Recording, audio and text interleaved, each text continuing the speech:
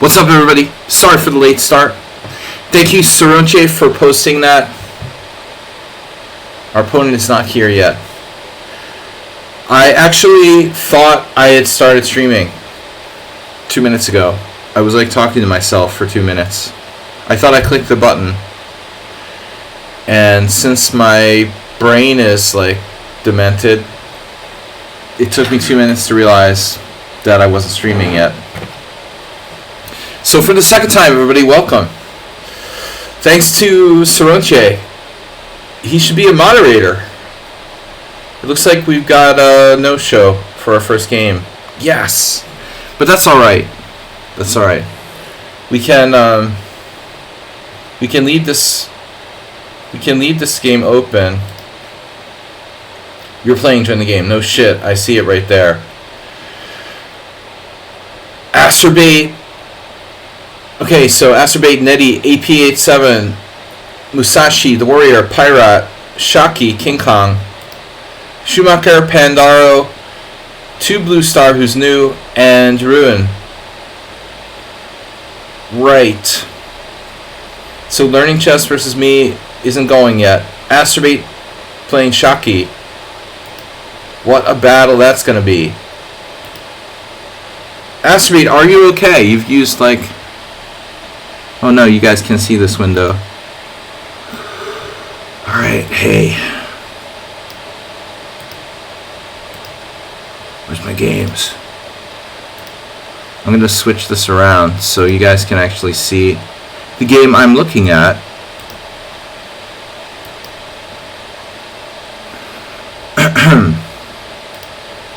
How's that? It's Shaki versus Acerbate. But I've got to keep an eye on my game in case our opponent shows up late. Vyazemsky City. Vusym Privyet. Hello, everyone. Privyet. Oh, see, Learning Chess showed up now. Late, better than ever. Profile. I'm going back to my game. Alright guys, back to my game. So, something tricked me. F4 was best. See what you did, Saronche? You made my opponent think that F4 is best. This player has never, to my knowledge, played F4 against me. Privyet, Mr. Coffee.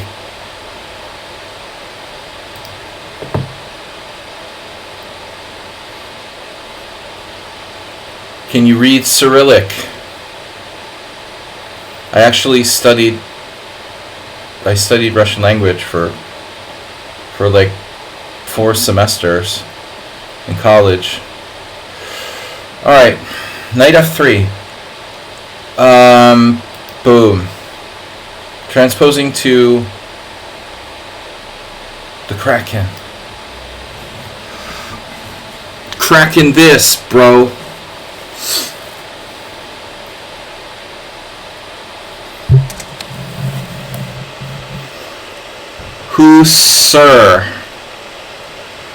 Husari Bob. You can always do d5.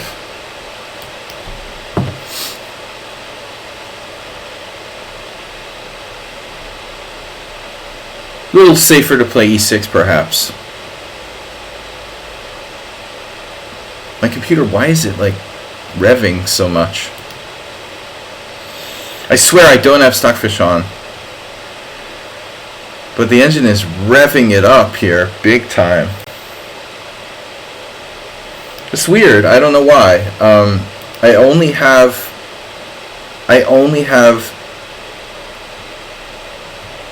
Google Chrome and OBS running on this machine. Gotta get the mic away from that fan because it's just incredibly loud.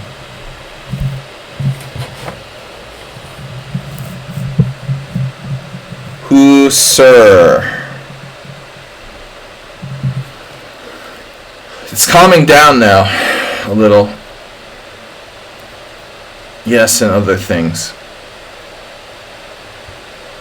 Welcome everyone to the stream. I'm International Master Sladgie. And a4 is on the board. That's a really bizarre move, I think, personally. Personally, not a fan of a4. a6 is useful, stopping the Nimzowitsch and bishop b5. a4 can't really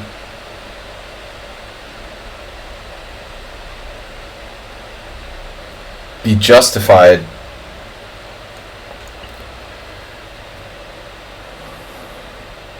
Ask me how you doing in your game. Sorry we couldn't follow.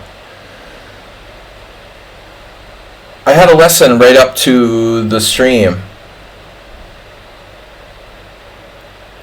so I couldn't start really on time today. Now d4.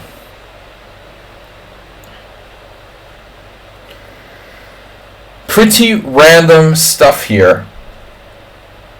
If I play bishop g4 and you take on c5, it becomes like an advanced Caro-Kann where a4 was played. Like bishop g4, d takes c5, e6, bishop e3. That might actually be decent for white. So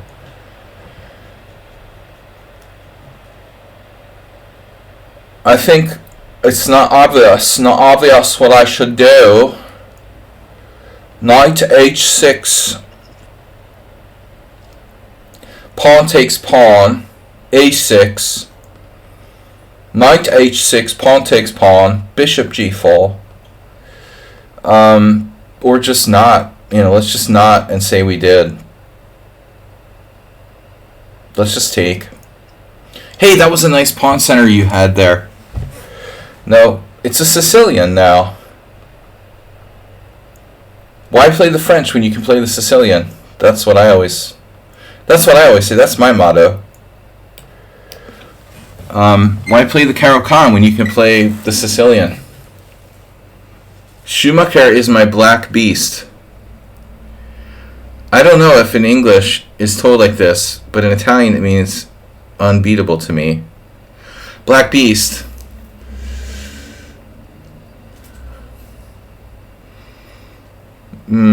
It's like your nemesis. The word is nemesis. Really, I guess. Maybe it's not the right word.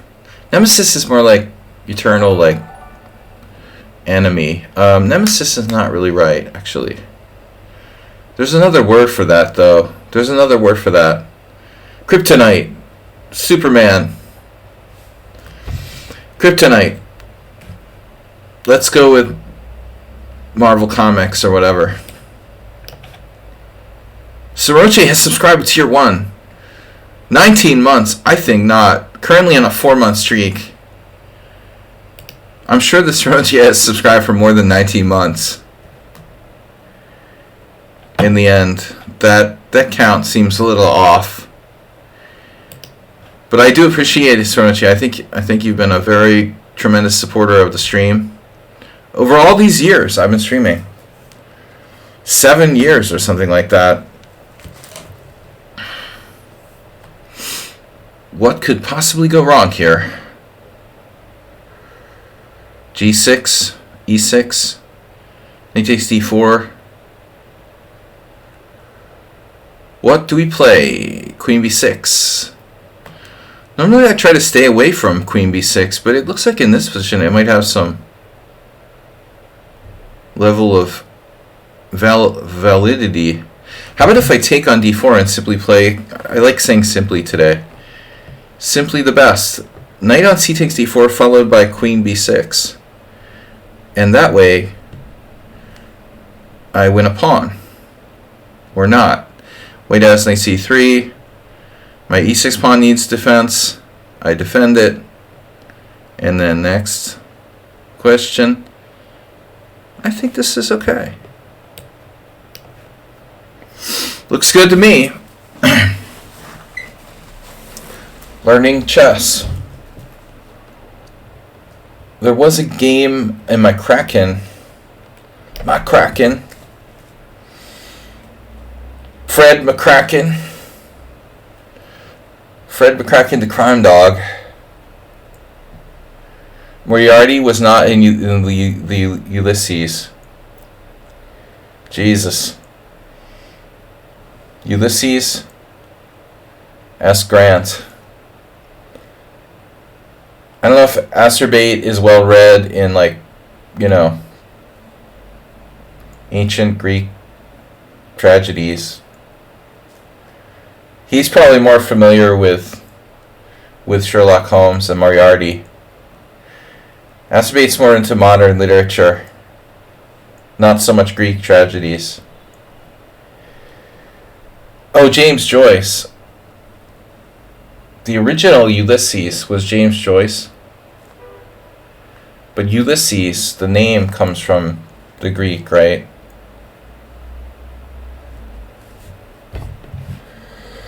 Ulysses S. Grant.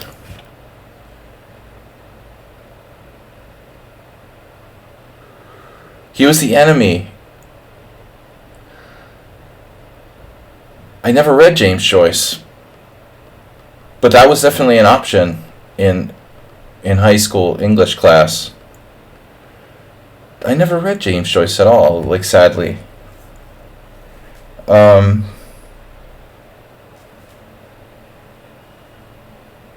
can't read everything, unless you're like a freaking librarian. I chose not to read James Joyce. Princess Chess, welcome. How are you? Happy New Year to Princess Chess.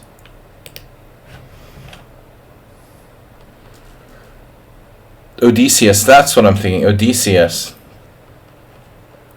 You had a friend whose name was Odysseus? Why did my opponent just play bishop to b5 check? This is Tempest 5. Are you trying to lose on purpose?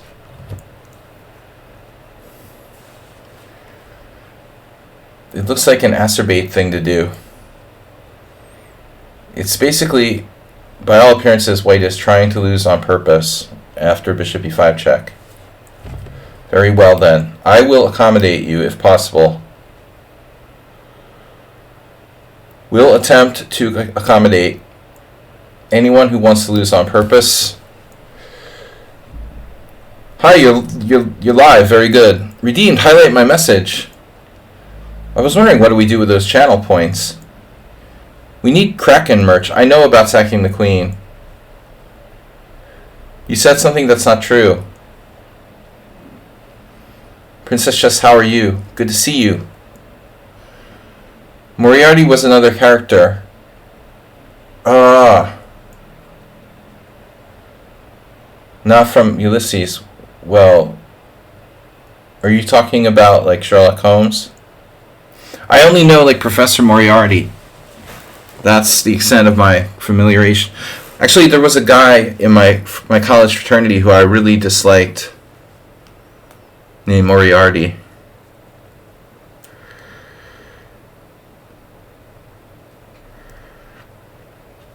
One of the few people I genuinely disliked. Typical Boston Irish. Nothing against the Boston Irish. This guy just happened to be one, and I just really didn't like him. We had a falling out. Good. That's what acerbate always says. Good. I don't know why learning chess went nuts with bishop b5 check. You know, you're just losing a pawn. It's not like you have to freak out. Just a central pawn, no big deal.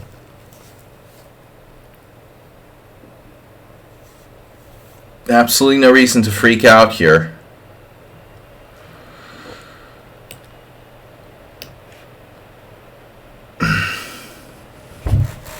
His parents changed his name when they realized he was shitty. What? Who?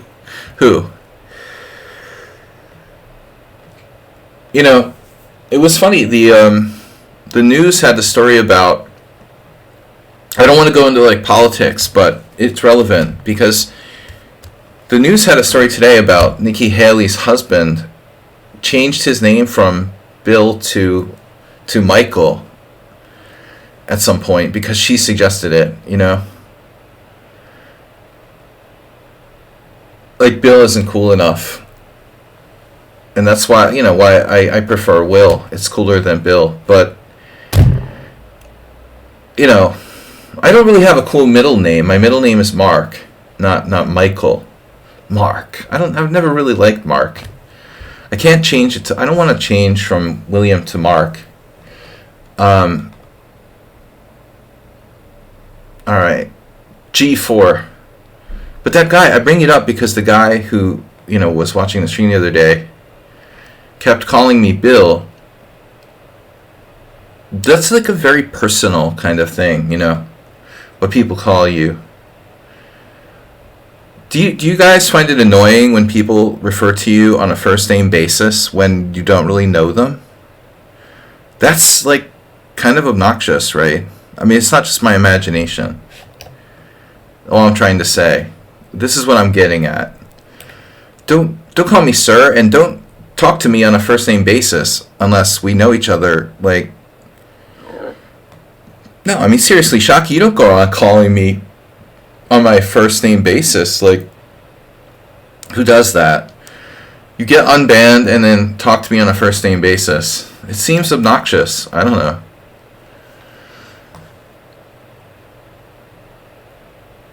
Regardless of whether I prefer Will or Bill, it's like, don't just like the minute you get unbanned be like referring to me on a first name basis.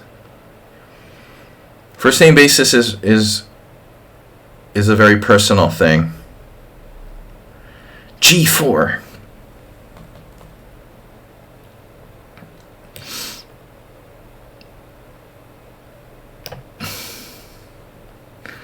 Most people don't have first names that are longer than their family names. But I don't know how it works in Iran, Dr. Chipchance. I mean, like, isn't it like with Indian names? It's like the first name is the last name? And it's like Hungarians are reversed too. I don't know how it works with like Persian names or whatever. If it's the same like with Indians. I didn't know if it was Konaru Humpy or Humpy Konaru, I'm totally confused. I'm still confused. And Indians make all kinds of tricks with their names. That's another subject. People changing their names to like avoid getting detected in the opening explorer or whatever. I've been saving this move forever, by the way. Like, Knight C2 has been in the position since like 3 hours. Mohammed Izzat. No, Ali Reza. It's like everyone is Ali Reza since Fallujah, is a grandmaster. It seems like every Iranian player I ever see is like Ali Reza, Ali Reza, Ali Reza. It's like it's like Ali Akbar. It's the only name. Suspicious user. Try harder. It's a try hard. Is it Chess Princess or Princess Chess? Oof. Okay, no, Ali Reza is like it's a famous name.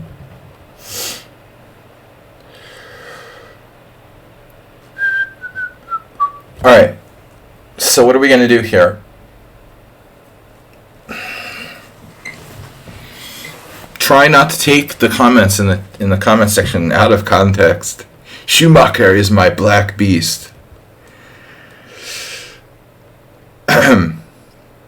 There's Knight C7 check. So unfortunately, Rook takes A4. Rook takes A4, Knight C7 check, King D8. Hey, that's pretty good. Rook takes check. Let's do it. Rook takes, Knight C7 check, take.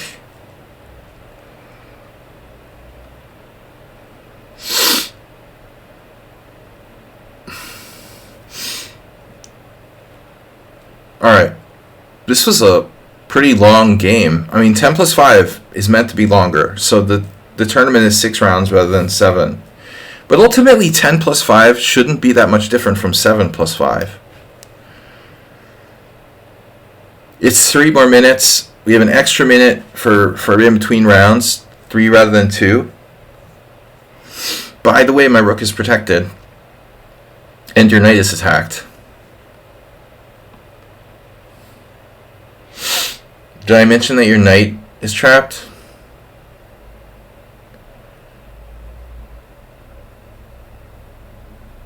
I don't know, man. Learning chess is a very strange character.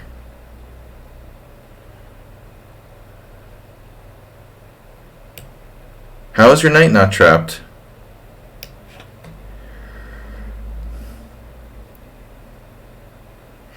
In Middle East, we call people with the first name or their first son name. Right.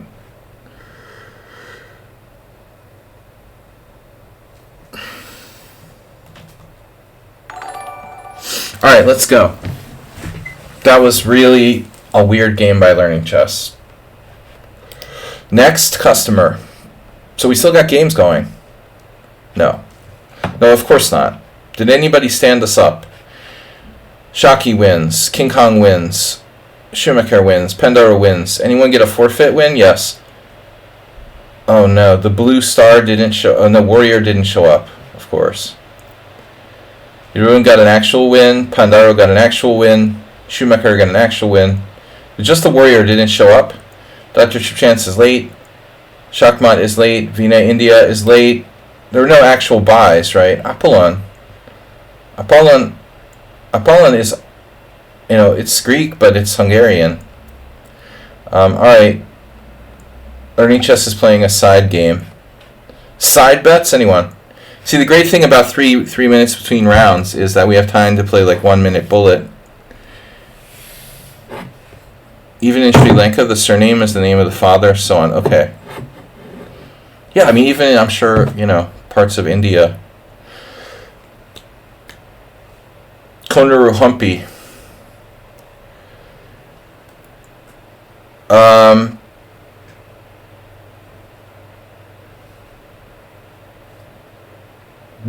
18 players. Built. Lady in Black 00 gifted a tier 1 sub to underscore Emily. Lady in Black is back. Lady in Black is back in black. Back in black. AC/DC. Little AC/DC. Lady in Black is obviously an AC/DC fan. Alright. We have... Actually, I missed someone on sound. He's probably an AC/DC fan. Asterbait was a hardcore AC/DC fan back in the day. In high school. Along with Whitesnake. Alright, let's go. Let's talk about classic rock.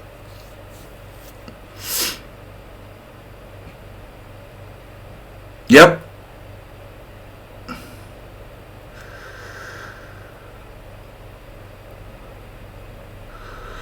Because they want to be stealth ninjas. You're a cat burglar.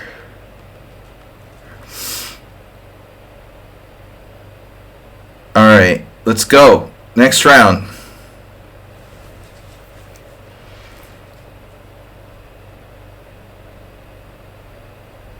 Well, at least I didn't get black against Schumacher. If I play another black side of the classical Nimzo, I'm just gonna like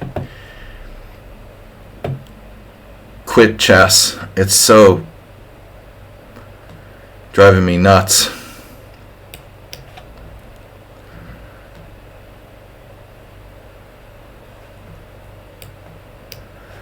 Maybe I can force him to play like Queen's Indian because he always plays Knight C3.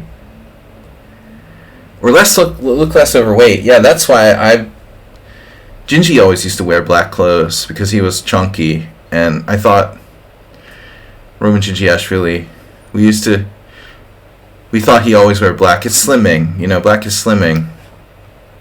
Exactly. No, I'm a little bit, you know, chunkier than I should be for sure, and I like, you know, feels safe to wear black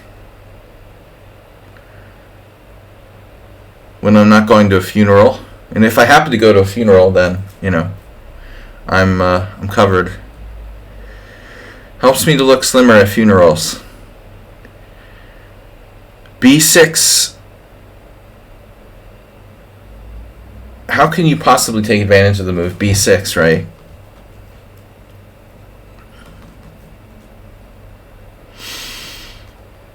You can't really take advantage of it, so to speak. I'm playing a hypermodern opening myself to begin with, so. What about E3? This ain't no Nimzo. This ain't no rock and roll. This ain't no Nimzo. Alright. The man, the master, he loves the classical Nimzo, so I just want to make sure I don't transpose into a classical Nimzo reversed or something like that.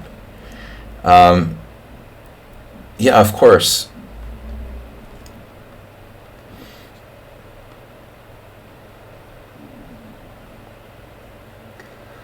I always wear black after losing an important game. Rip. Bishop b4.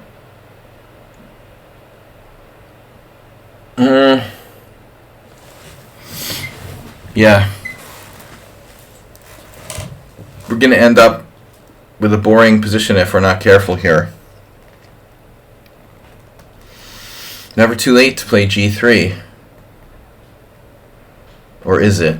It probably is too late at some point. Well, still, he's playing...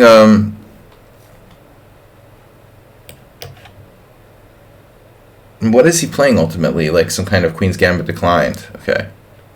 That's what he's looking for. Queen's Gambit declined.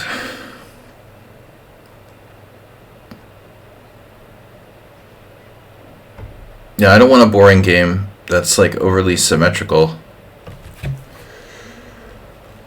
Schumacher is a player who doesn't really calculate that much. He's mostly like pure in intuition. It's scary to imagine how you play like long over the board games. You just like play the whole game in like 20 minutes or something? Are you like Kovalenko? That was annoying against Kovalenko, man. I mean, he just like played the entire tournament game in like 20 minutes. While I used an hour and a half. It was pissing me off, you know. That's like ridiculous. And I think it wasn't just me. He like does it against everyone. It's like, I don't know if it's just a strategy or just he can't be any other way, but it's a weird way for a player who reached 2700 to approach chess. Like playing classical, like it's rapid. Okay, I'm kind of meditating here, but I really don't know. I don't know how I want to play this position. What is more important as the final result? Well, I don't know. Is it? It's not how you play the game. It's whether you win or lose. I guess some people would debate that, King Kong Chess.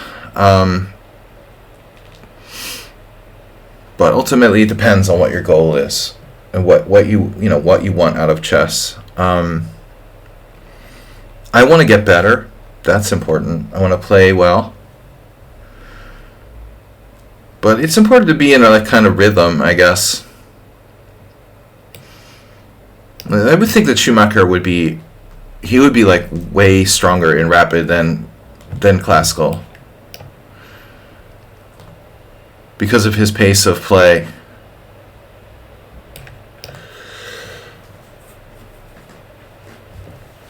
I played a kid guy, whatever. He's like early 20s. In my last tournament game, who I am 100% sure that he's like playing a lot of bullet and blitz and nothing long. But his over-the-board game becomes, like, superficial. You know, the problem is when you play too fast, your game becomes superficial. And I think in Kovalenko's case, like, the guy's so freaking talented. He's just so talented that, you know, he's not even trying, and he's still, you know, he's not even maximizing his ability. But he is, like, flagging people a lot, I guess. What he lacks in sophistication, he makes up for in just, like, flagging people. Still, it doesn't always work. Alright, Schumacher, you've used 30 seconds in 10 plus 5, 20 seconds of your base time. So what's the point? To not get in time pressure or to put me in time pressure? Just, this is important.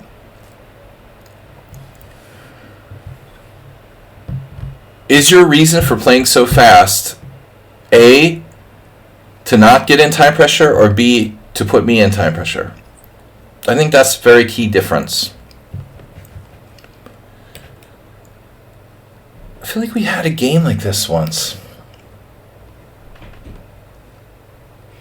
I never really realized that until I started streaming, that how essential that difference is. There's the people that are afraid to get in time pressure, and that's why they play fast, and there's people who are actively trying to, like, flag the opponent, you know, too hard. Like, the first time I lost, the first increment game, I guess, actually, that's funny. The second increment game I ever played wasn't, or whatever, it was time delay, but it's similar to increment. I lost, I think when they started using increments, it was like 2003. It took me a while to get the hang of it, you know, and I never used to play increment blitz. This is now all I do is, like, play increments. But it's making me addicted to time pressure. I'm too like, dependent on the increments, ultimately. It's an excuse to be lazy and, like, play too slowly, or just sit there, like, vegetating. I vegetated for like 3 minutes in this game. I thought for a minute and a half and vegetated for 3 minutes. Astery, what's your longest, like, vegetation ever?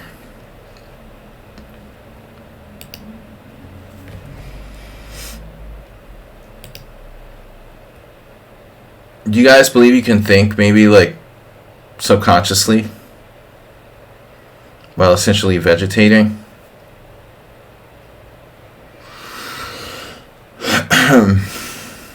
Yeah, well, that's gone.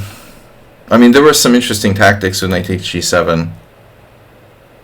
People's leaving from Swiss tournament. People's leaving. Yeah, they're banned. Okay, if he leaves, can you comes back?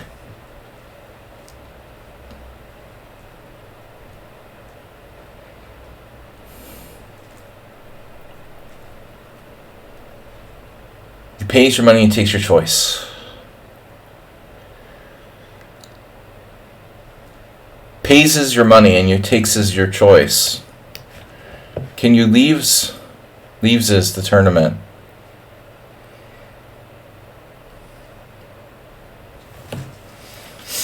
There are 2 color complexes on the chessboard.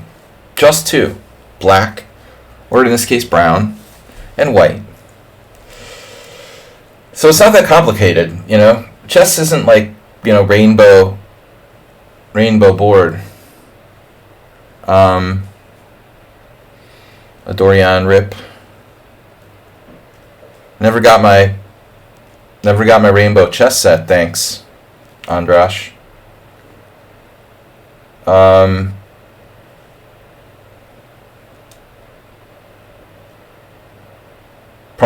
He promised me a rainbow chess set for being a top scorer in the Vienna Open in 1996. Never got it. Very disappointed about that. But rainbow chess set had rainbow pieces, not rainbow board. I'm just rambling, you know. I love rambling. Rambling and vegetating as my dementia gets worse and worse.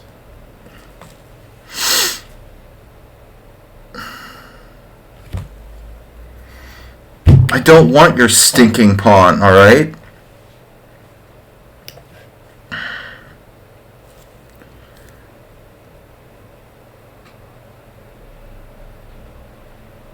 So what's next? Knight? Where was that knight? How did it get to e7? He captured with a knight on e7. And then moved it back to c6. Is that weird, or is it just me? Capture with knight on e7 and move it back. Did he have to do that? I guess.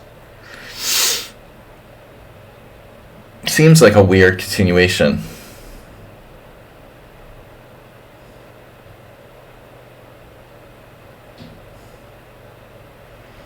I'm still vegetating.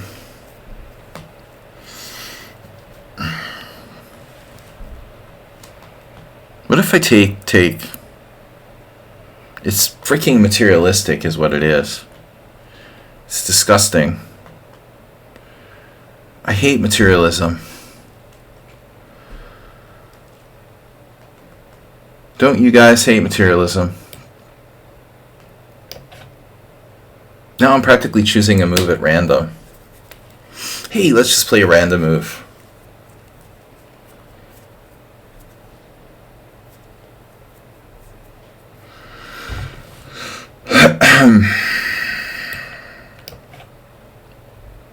Whatever. What choice do I have here?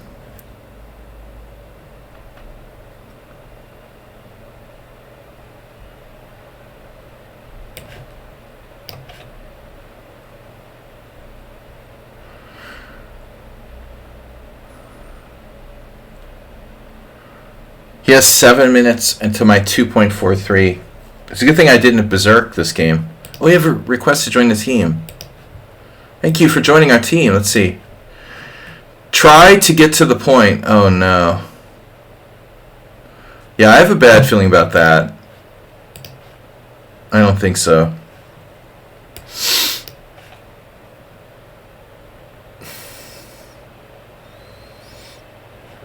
Try to get to the point. They didn't even have 100 games, so they're not acceptable. Try to get to the point. Try to get to the point where you have 100 games before you join the team.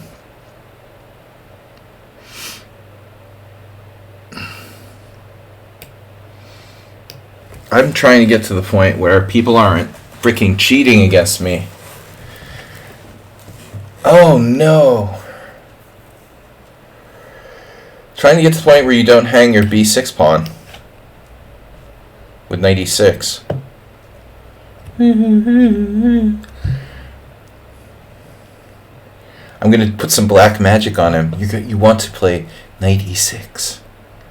I told you. I have powers. Like, it's really weird, man. It's this weird sort of crazy psychic powers.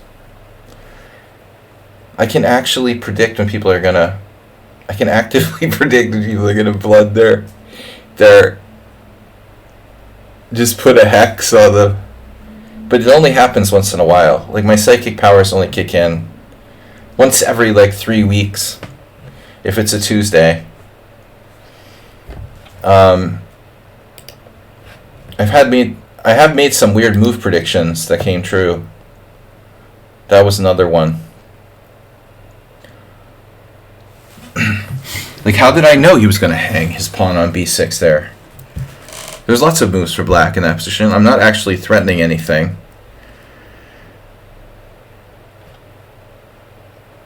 He could have played knight d7 if he has to move the knight, even if it's such move.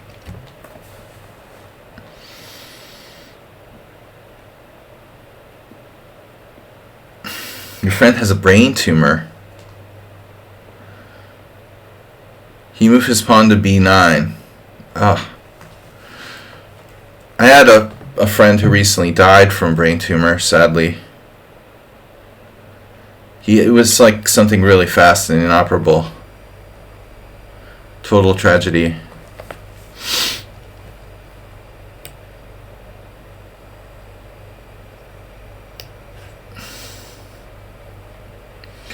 We weren't that close, but a guy that I knew for a long time, who's basically the exact same age as me.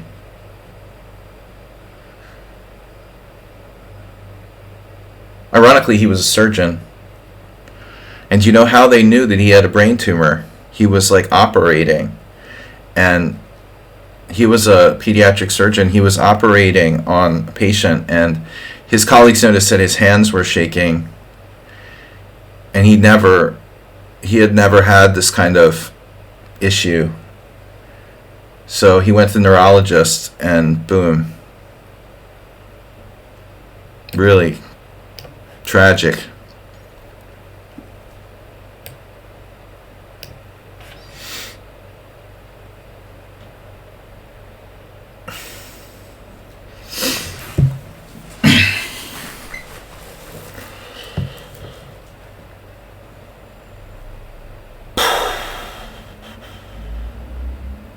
Check, check.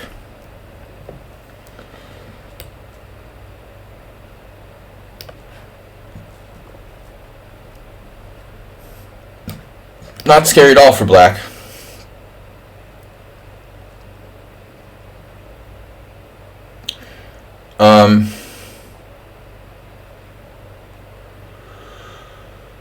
Alright, back to tournament. Not great time management there.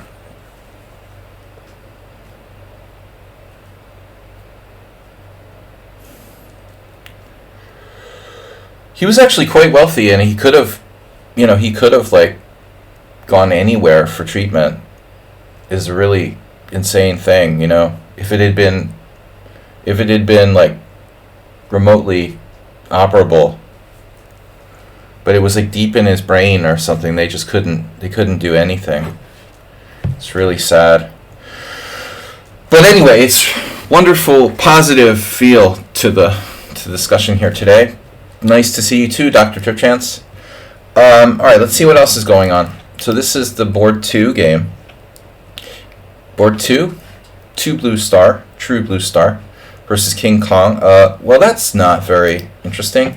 Let's move on. Dr. Tripchance already won against Jeroen. Pandaro is playing as Sladgie. That might be more interesting. Aha! Can you guess the opening? You guys want to play Guess the Opening with me?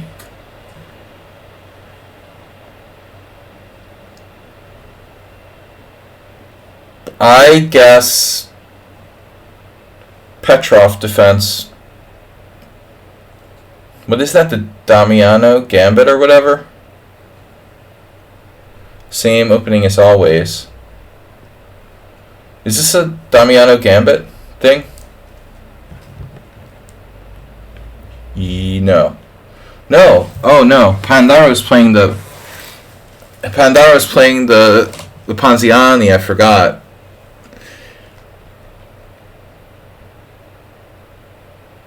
No, when I saw this bishop on d7, Sladgie beat me in a Damiano variation of the Petrov once. I thought he was back to that. But against knight f3, he didn't play knight f6. He's playing knight c6 now, apparently.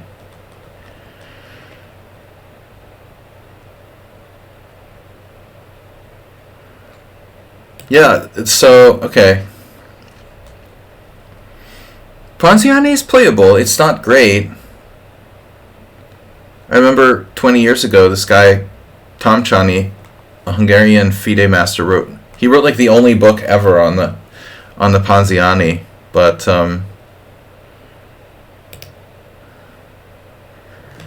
Sladgie's in trouble in the clock department here. I don't know about the board.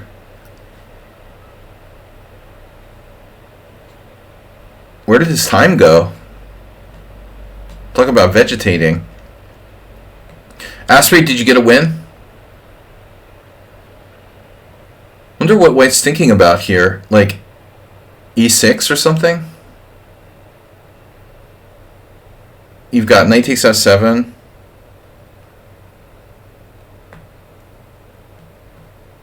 It's possible to play knight f7 and like knight f7, e6. But it's possible things are not so simple. But why would you have such such a long think here.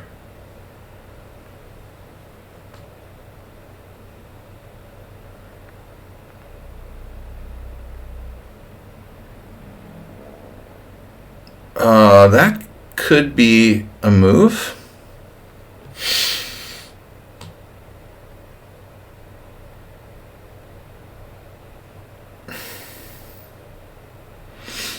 Well, I mean, you have a good position, obviously. White's better in the position that we started.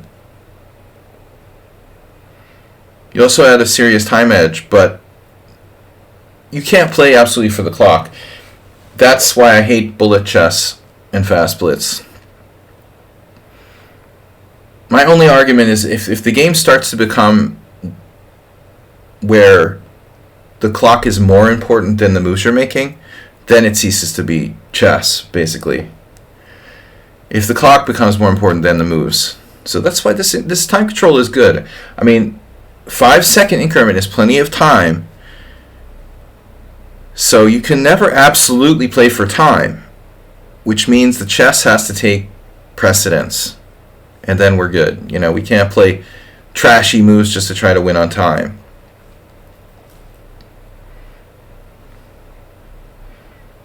So in a way, you're right. It's okay to use your time when you have a 1 minute to 30-second time edge, because it doesn't really matter ultimately. What it really comes down to is making sure you have enough time to make a reasonable move. 5 seconds is enough. You're not going to be able to play perfectly. You have to be practical, but you don't have to freak out. You're never going to have to freak out, basically.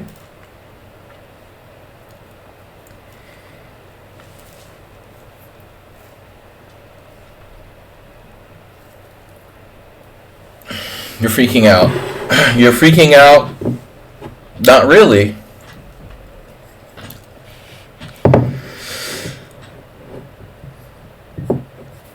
Not yet.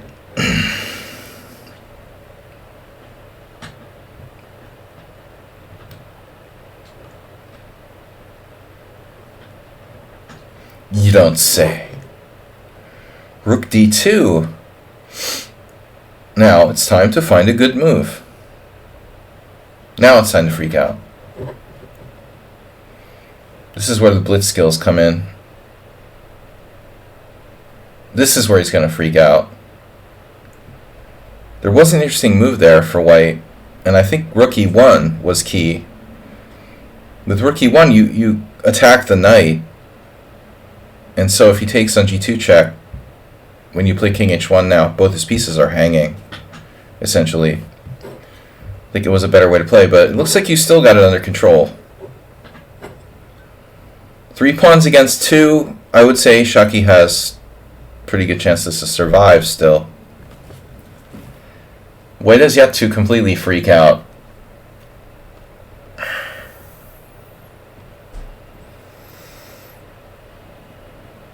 Knight e5 prevents f5 by hitting the e5 pawn. So that's pretty useful.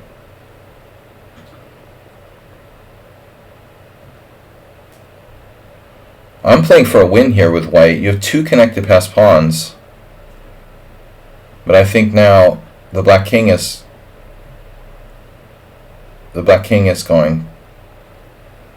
Psycho, you could have played knight rook c7 check and driven him back. This is inaccurate. I mean, you let his king up active. Black is probably okay. With the active king, one can never cry.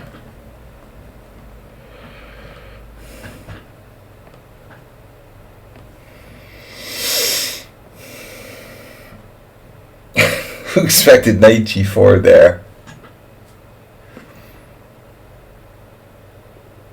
Why wouldn't he play knight h3 check and take the pawn on f4? That's so weird. It's like he's cheesy noob. He's trying to make unpredictable moves.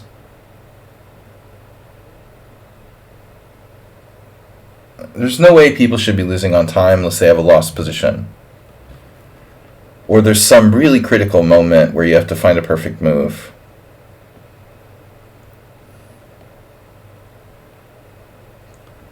Wow. So, Pandaro, clearly you're not losing. It's a draw at this point, probably. Even with the active black king, you're still 2 pawns up. At least one. You can't lose here on time with a 5-second increment. This is still completely drawn. Awake today. Hey, Chess Riddle. What happened to you the other day? You abandoned the simul game. You're in trouble. You're sorry. Oh, you fell asleep. Oh my god. I did that during an online poker tournament once. Well, I was wasted. I was drunk. That's a little different than just falling asleep. It was both. I was sleepy and drunk. But I've told the story how this Canadian Brian Nikolov fell asleep during his game with Gatakamsky once in an over-the-board game. A lot of good stories about people falling asleep. I didn't really know Igor Ivanov very well, but he was a really serious alcoholic, and I wouldn't be surprised if Igor had fallen asleep at the board more than once.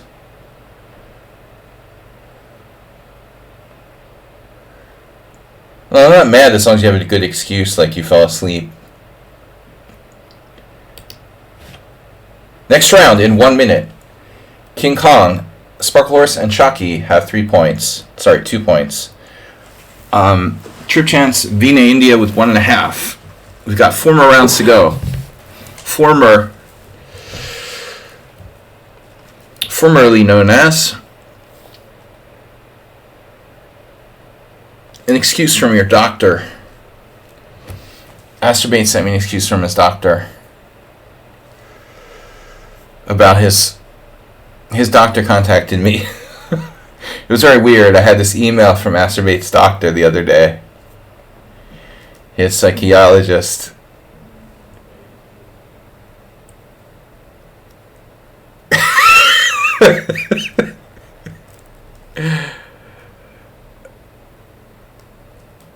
Telling me, not to be angry with him for losing all those simul games. It's good therapy. All right. I don't know if he's not reading the chat now or what. He's on the horde with the psychologist. All right, what are we going to do? Oh, we got another request to join the team. Demon Crater. This guy has 103 games. All right. That I'll do that. That's all right.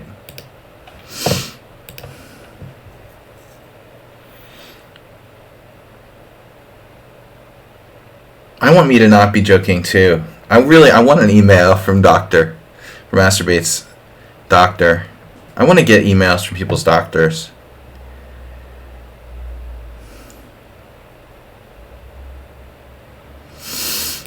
I want to feel like part of the solution, not the problem.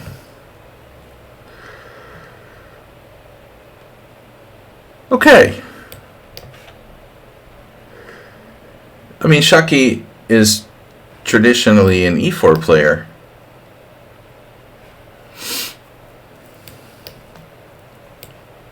Whoa.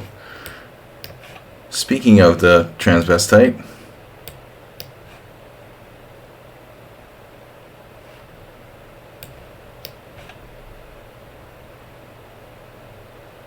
I haven't been playing the King's Indian much in recent times.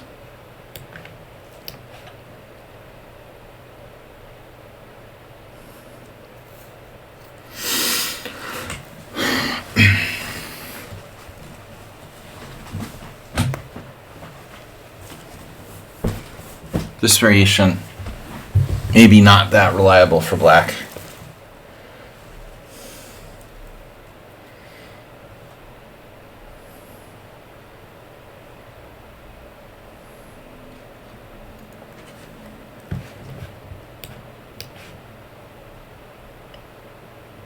Roman used to play this way, and I know it's probably not that good. I know better. Well, I can transpose now back to, I can actually no, bishop g4 is okay. But in the past, like, we played knight d7. The Soltis, I'll call it the Soltis-Kavalek variation. It's usually referred to as Kavalek. Kavalek died, like, last year, didn't he? I never met him. But Soltis is still alive. Never met Andy personally, although I think I played in some tournaments where he played in New York. But maybe the World Open or something, I don't remember, but this variation is tricky, but I think that it's probably not that great for black.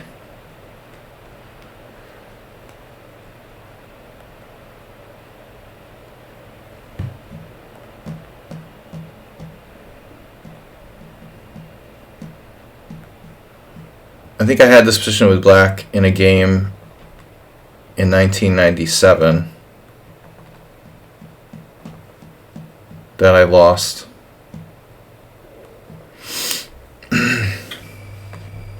Once.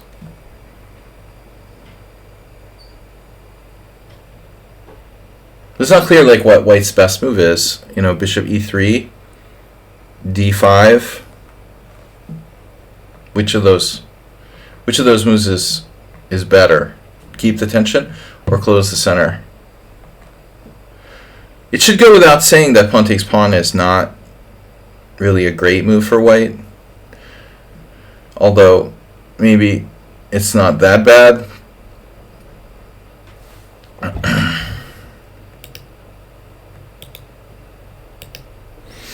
It's so quiet in here during our tournaments. I already accepted. Oh, he's joining the other team. Okay. Yeah, we've got Kraken training squad.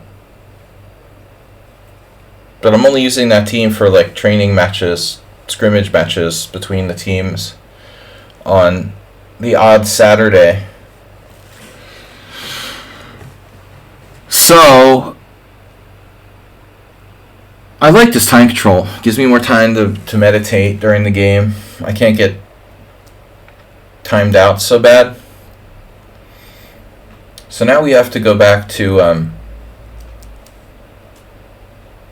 Soltis.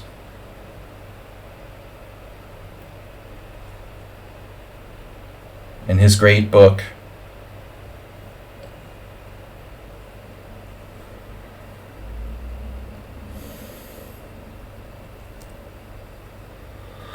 Bishop e3.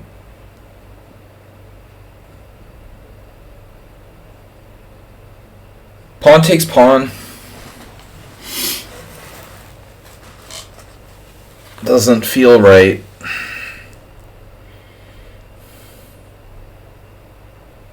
There's the queen b4 type of stuff.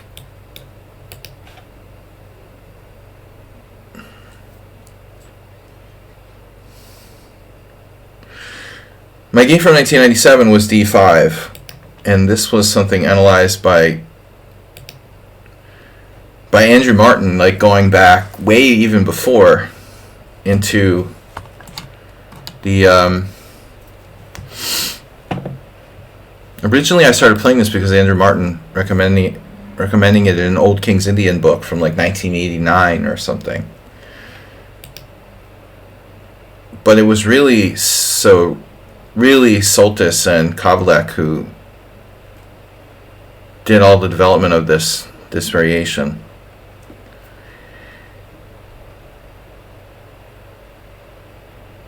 I don't know. If I take on d4, it's fine, but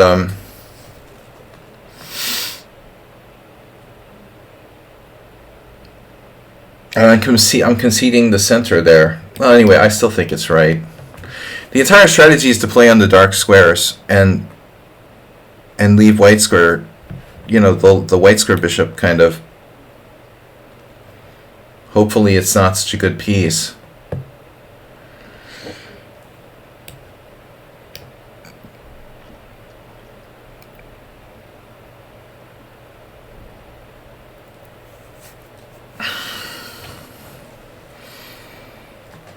There are other positions where white might have like a knight on d4 and black would put the bishop on e6 to attack the c4 pawn, and white would take the bishop with the knight, and then you would have the rook on e8 and take here with the rook. After c5, I effectively have knight Benoni. Well, not exactly. I mean, I have a backward pawn here. He doesn't have a pawn on d5. It's not a Benoni. It's not a Benoni really, unless he goes d5 and unless he has a pawn on d5. So you're essentially like ignoring the difference between the King's Indian and the Benoni. It's slightly different structure. In the King's Indian, we have given up our center and we have direct frontal weakness of this pawn on d6. In the Benoni, that pawn is usually weak as well, but not frontally. It gets attacked on the diagonal or by a knight on b5 or knight e4, knight c4, whatever, knight c4 oftentimes.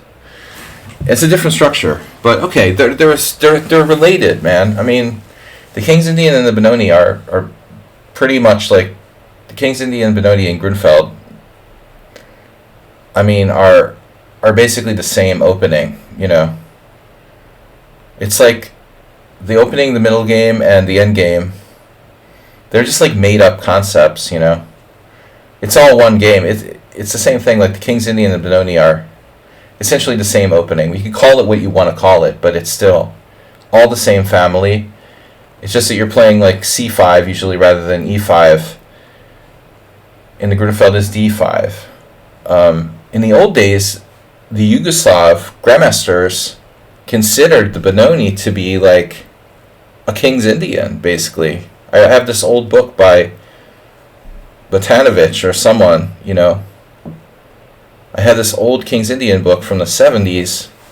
It's just like the Benoni is just another part of the King's Indian, essentially.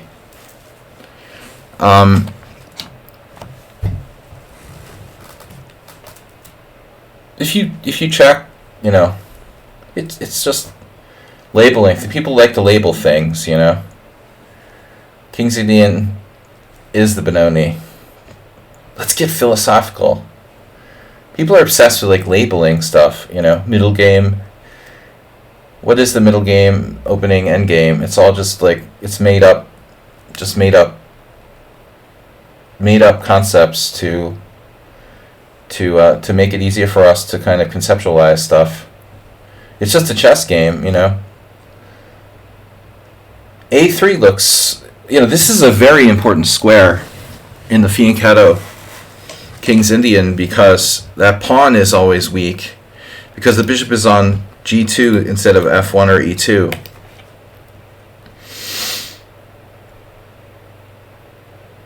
So I can't attack the pawn as easily with queen b4.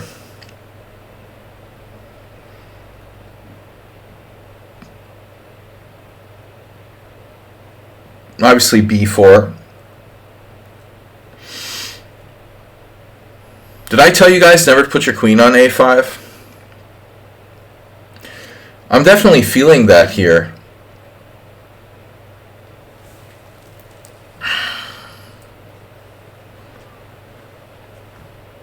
I'm feeling it.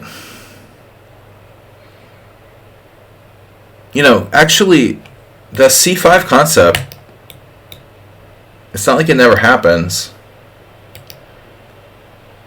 Despite the fact that this pawn is backwards, c5 can be a very useful move in certain situations. The best is when you get a6, c5, and b5, and you could just You're talking, yeah, I mean, very similar to the Benoni again. Becoming the Benoni. Being the Benoni. It's like John Malkovich. Which rook do I put where? Rook e8 is always good. b4 is coming. I want to know where I'm going to put my queen. Do I put it on a6 ever? Probably not a great idea.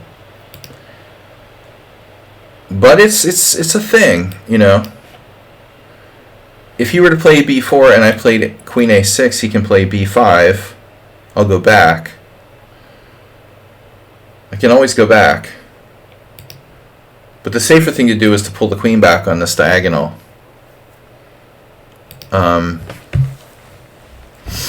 But anyway, you guys don't have to get philosophical with me.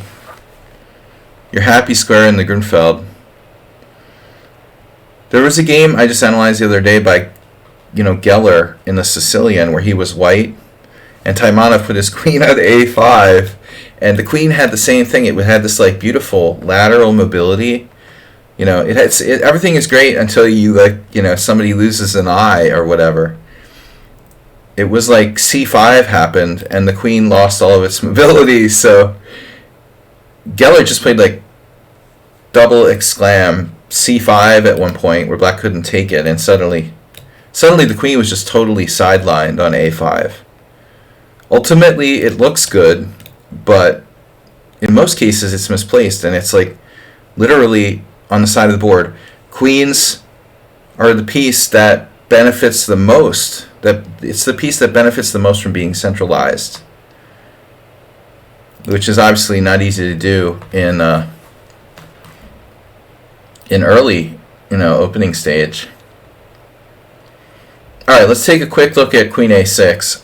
If queen a6, it looks stupid, but bishop e2, knight takes e4, bishop takes g7, or c5, bishop g7, king g7. It's just awkward to play queen a6. I would prefer not to do that. If I play queen c7, I generally hate this square in the King's Indian, but I think protecting this is useful, and we can swing it over to e7, hopefully. It's only temporary.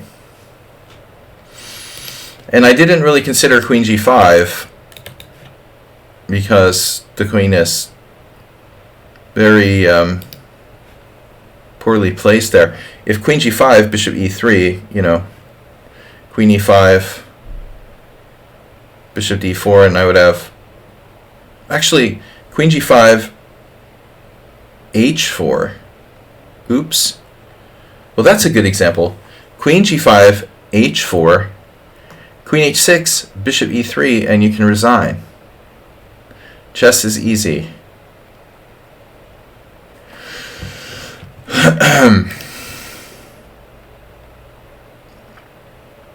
Well, I mean, b4 has its drawbacks, and he does weaken his c4 pawn. And my queen sucks, but it's hoping to get back here. In the meantime, I have like knight e5. Aforementioned a6 and c5 is a thing.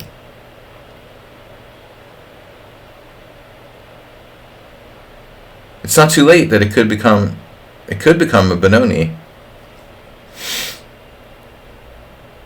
I don't think that makes a lot of sense grammatically. It's not too late that it could become a Benoni. It's not too late for it to become a Benoni. Okay, a6 now, c5 for white becomes interesting. Rook d8. I bet he moves his queen if I play rook d8. Maybe a downside to that, though. Oh shit, I hung my a7 pawn. I don't know if this is a good plan.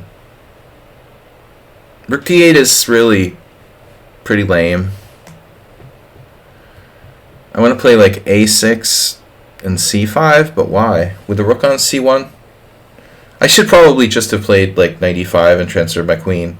I could have even... You could even argue that maybe the rook could be useful on a8. Rook d8 seems really routine.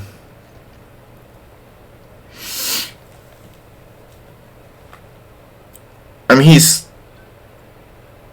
got to envision like piece sacrifices, but it's not the Sicilian.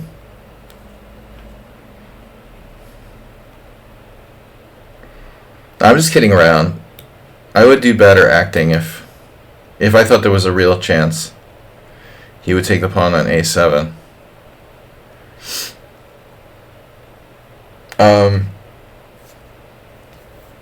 I really want to prevent c5. That's why I played rook d8.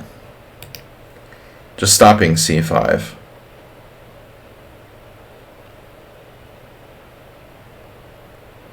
Is a6 useful? Not so much. Knight e5, bishop e2. Knight e5, bishop e2. Oh, there is knight e5, bishop e2.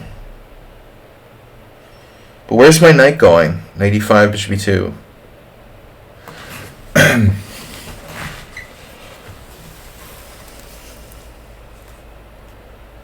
a6.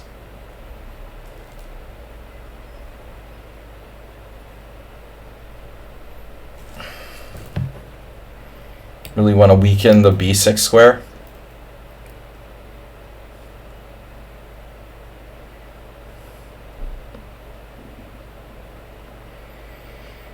This is like a failure to do anything by me. I mean, I do have c5. I can tactically force him, and I've used this type of plan before, tactically force him to move his bishop back to e3, which will obstruct the defense of c4 pawn. So now knight e5.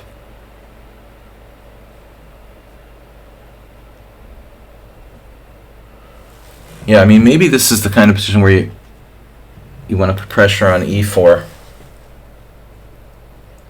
But if I put my knight on e5, what am I going to do about the obvious?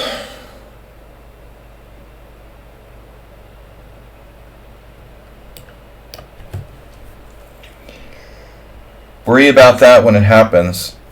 How does he protect c4?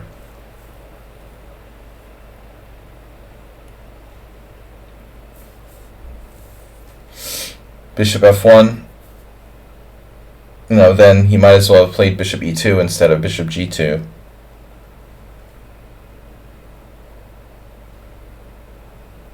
But my main issue now is like the threat of f4. What am I doing about that? You know, I'm going to play... Okay.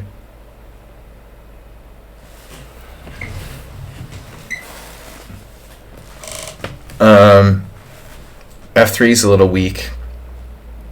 So I could play like knight h5 now. But he'll just go bishop e2.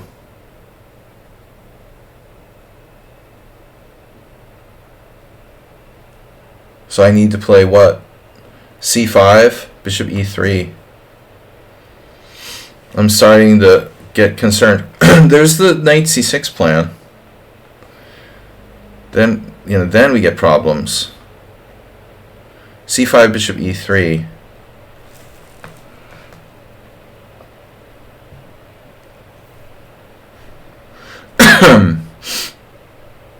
Okay, there's knight d7. My queen doesn't have a place to go.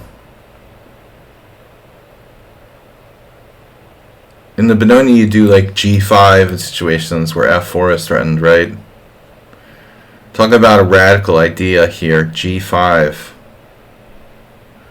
That's like a computer move. That's really mental. But if you have no other option,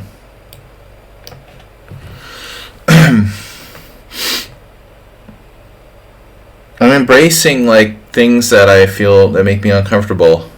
Doing g5 in the Benoni. I always like I make fun of people for doing this kind of stuff. You know, my teammates.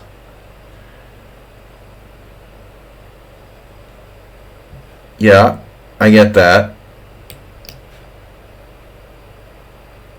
Somehow I thought I had something here.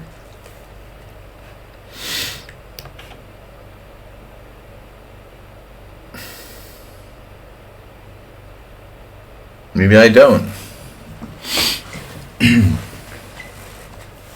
Wow.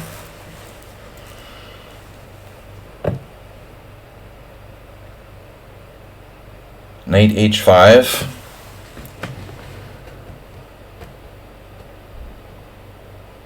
I feel like we're playing the Philidor.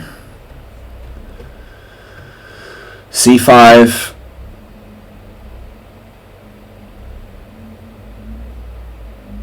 Oh, I have bishop h6 dropping a piece. That's good. Knight h5.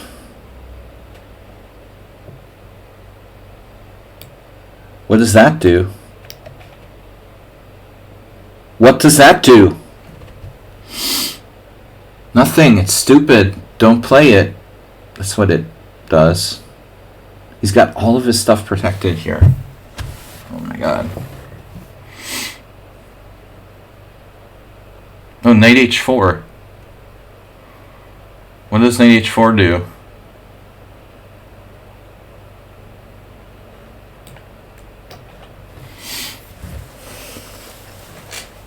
It doesn't do anything. It's another move that doesn't do anything.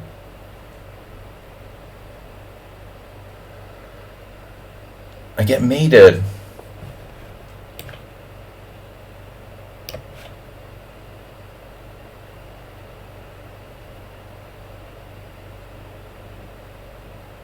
That better not work.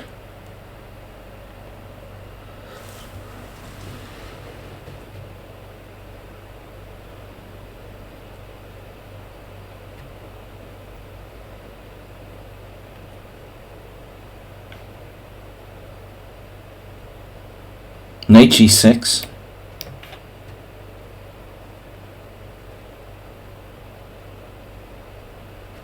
Oh no. You forgot about that.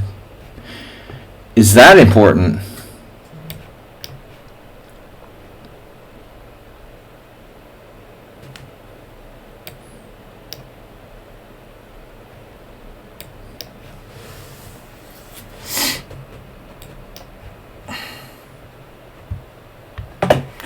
Alright, so was he winning when he plays queen h4?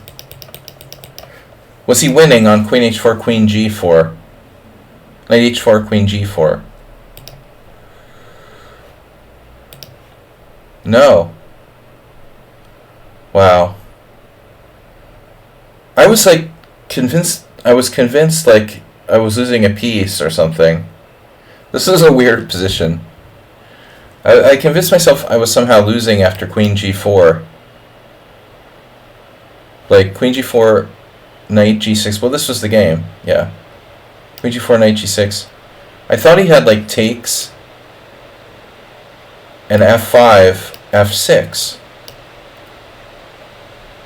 But doesn't, because I have time to play knight e5. Okay. So everything was okay.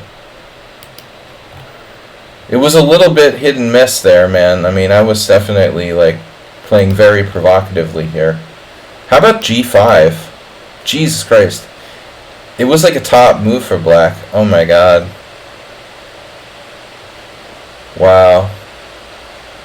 Yeah, I don't know, man. I mean, speaking of the Benoni, like, this move is...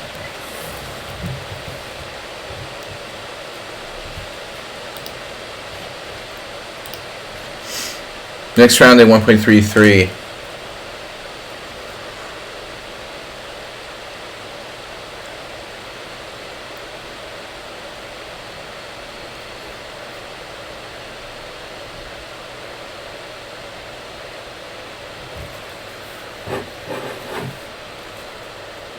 At least I made the right judgment about g5, because I'm probably more comfortable playing that in the Sicilian or something.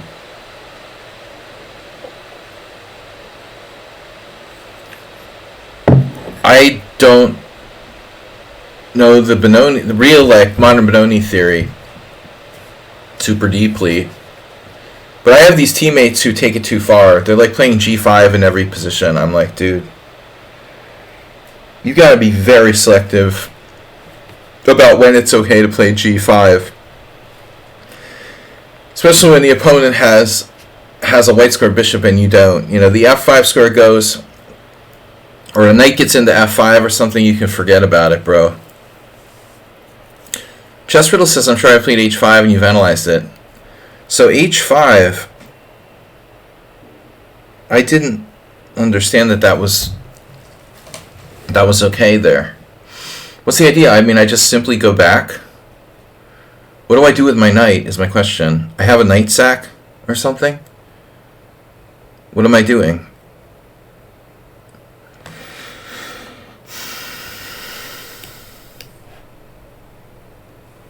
Now, I think you want to play like... Is he not here? You want to play very positionally. Knight h5, h5, all these poking ideas. Yeah, I get it, but in that specific position I'm talking about, the computer said h5 or g5. But I didn't understand how h5 worked in that specific position.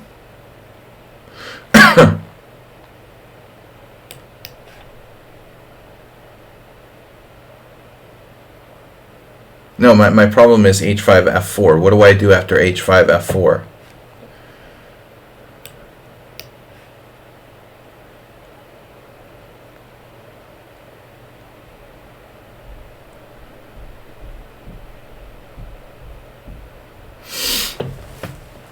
Ah, yes.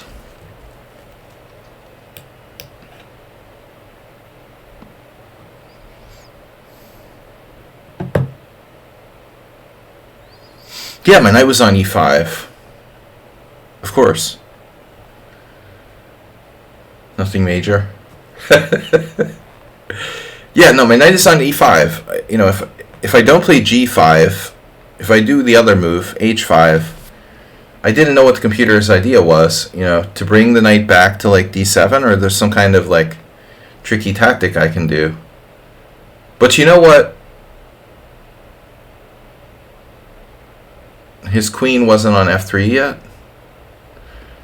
Okay, so there's a point that if my knight's on e5 and white plays f4, he's actually not necessarily threatening to take my knight because, okay, his queen's on d1 and my rook's on d8. If he takes on e5, I take back with the pawn and he's pinned to his bishop on d4. So he may not be threatening it right away. Leningrad Nimzo.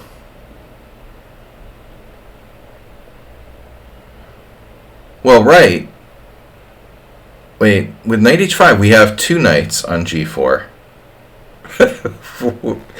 You mean the other g4? And your other g4.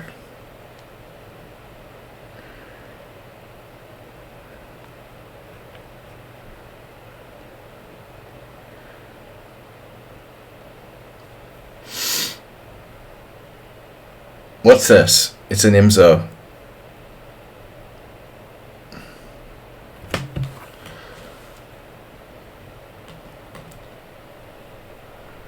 This guy, I don't understand why he plays d4 type positions. He seems all tactics. You should go with open games.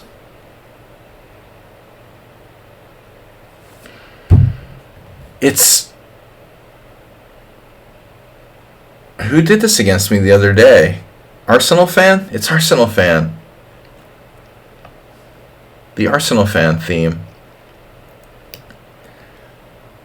Yeah, right. You found an insane idea in the Najdorf. I have one too.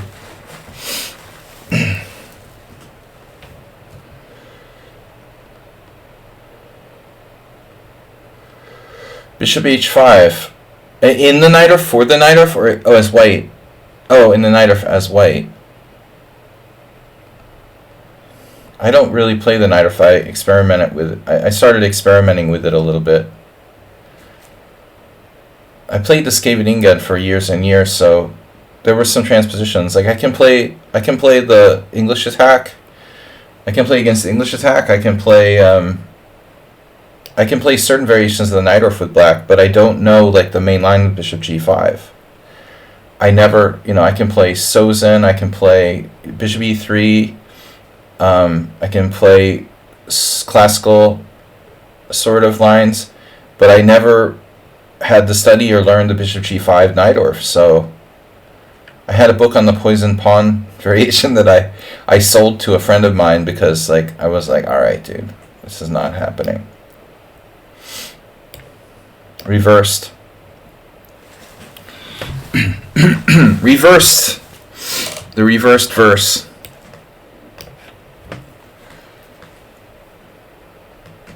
Aspie, you've been so quiet since I told about your doctor emailing me.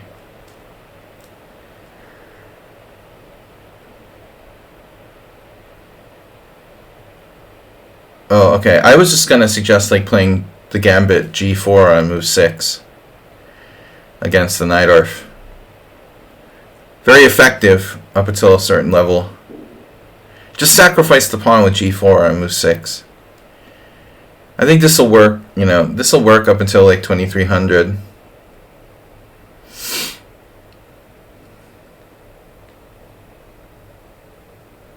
Surprisingly easy for black to get in trouble, just assuming they're winning a pawn. Okay, now Bishop E4 is pretty crazy.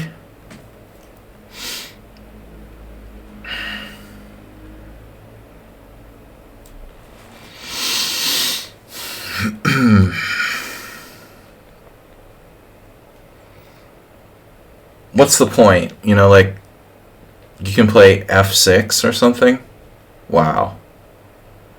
So should I or shouldn't I attack the bishop with F3? I should. I probably should, My first inclination was not to do this, because I'm like, okay, he's inducing me to weaken myself. I should just play rook G1. But the tempo is a tempo, and oftentimes you play F4 in this line anyway, so screw that, man. Is this some kind of sophisticated trick? No. Not like he can do D4 or something. Going back here.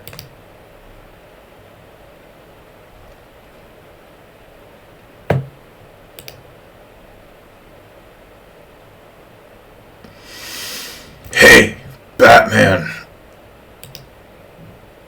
Wait, didn't Nedog say he would come to the stream and play this week?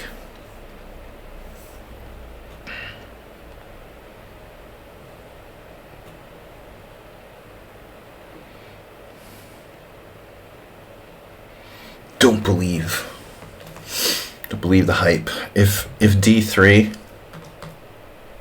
I also have H4. H4 F3, obviously. Yeah, so H4 is kind of overrated.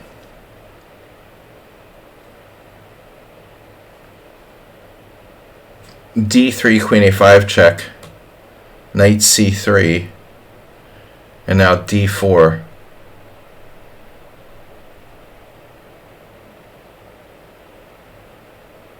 Doesn't win a piece for black, but could get kind of funky.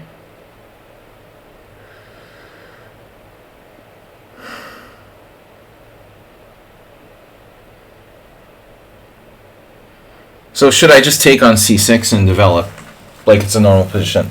I mean, is this ever going to be an issue here?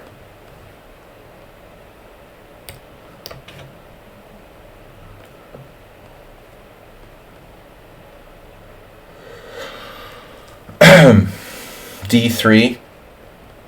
If he plays E6, I can then play H4 or whatever. We should stop C4, undoubling the pawns. Build the wall, Asterbate.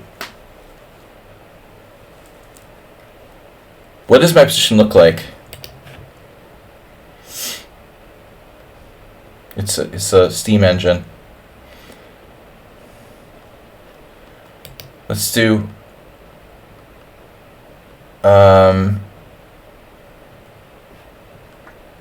Rorschach chess structure test. What does this shape look like? Stock market.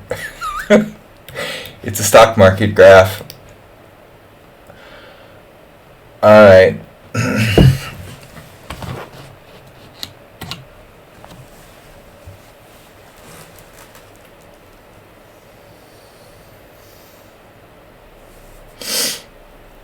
It's a squash. Who the bleep cares? What am I talking about? Wow. Yeah, that's interesting. You know, this is a common move in the normal lines of this variation, where I would have played like f4 or f5 as black instead of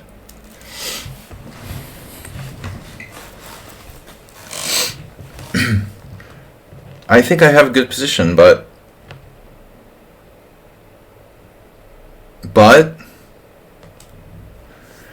there is queen d5.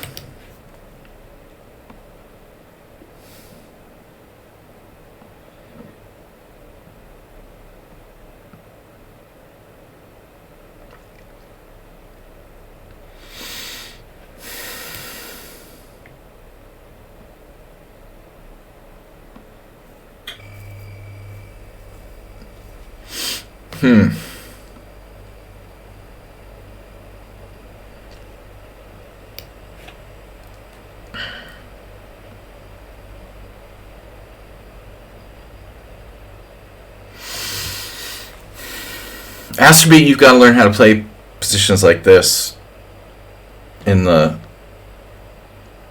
Nimzovich opening. Now f4, and we're back into what I would call quote unquote normal Nimzo territory.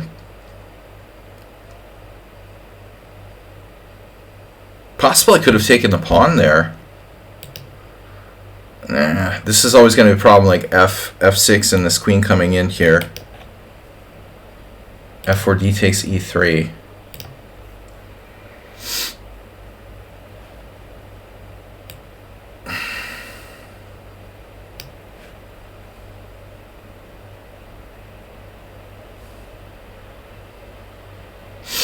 You're not going anywhere, Batman.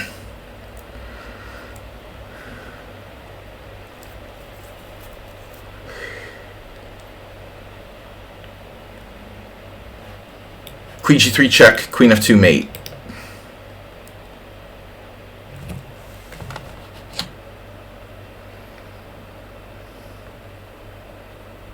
Do you happen to know spicy freak attack lines in Najdorf? I only know like a little bit because I had a student interested in it recently.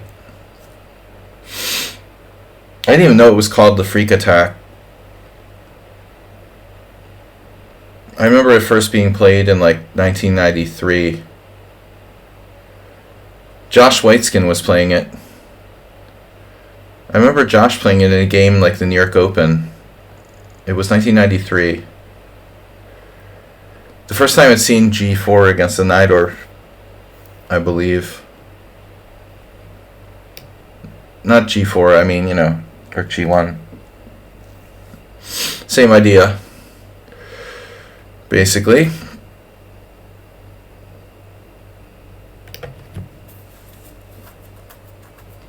Spicy. Well, I don't really do lines. Like I'm saying, I don't really know the Najdorf, you know. I'm trying to just learn it a little bit.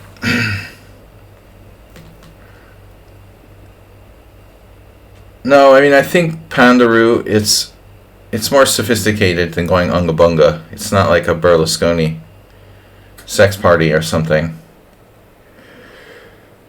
It seems crazy, but there's some old games with it, surprisingly. I mean, I'm saying like 1993, but there's a game in, what was it? Oh yeah, there's a Geller game. Oh no, but that's different. That was H3, yeah. I get these lines confused, you know, the H3 and Rook G1. They're different. Obviously, h3 is older. h3 is older. It was around a lot longer. Yeah, okay, so rook g1 was new since the late 80s or whatever. But I think at the end of the day, it's all been analyzed out. It's not Unga Bunga anymore. It hasn't been Unga Bunga since 1993. It was,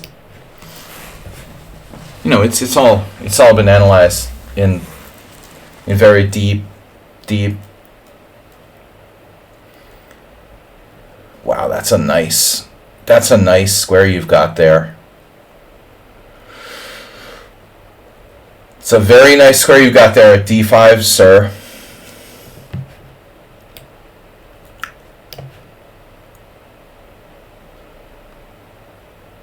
I am not at all excited about the d5 square.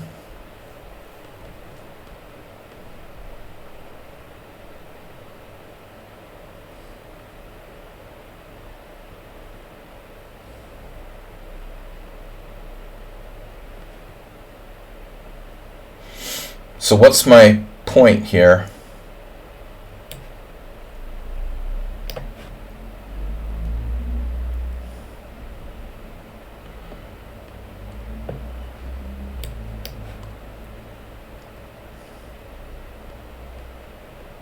He's ahead of me by 2 minutes on the clock with a position like this. How is that happening? Okay, f5. Still I can't crush him. It's unbelievable. It's really pretty insane.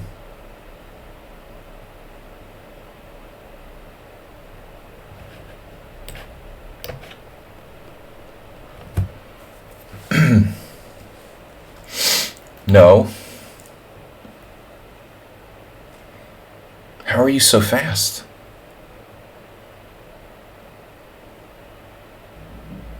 I always play bad positions, faster than good ones, right?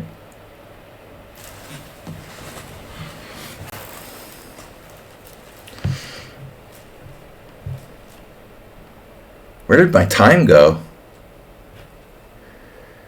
I was talking a lot. You guys distracted me about the Najdorf.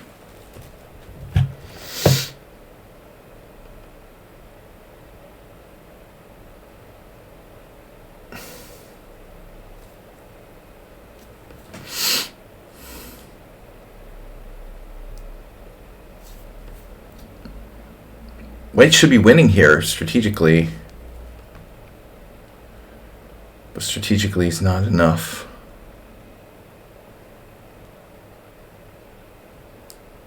Unbelievable.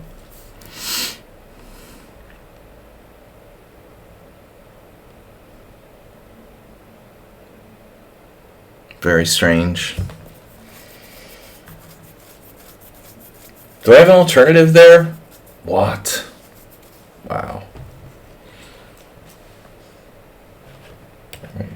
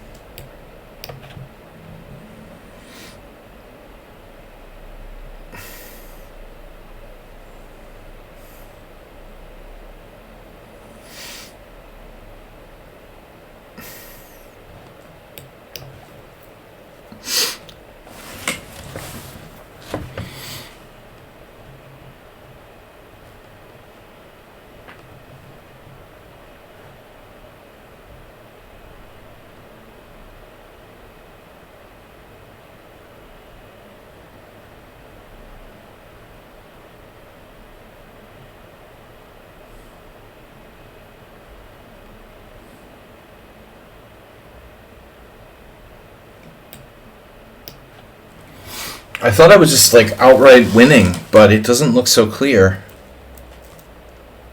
Unbelievably. Black is like freaking me out, man, with this play.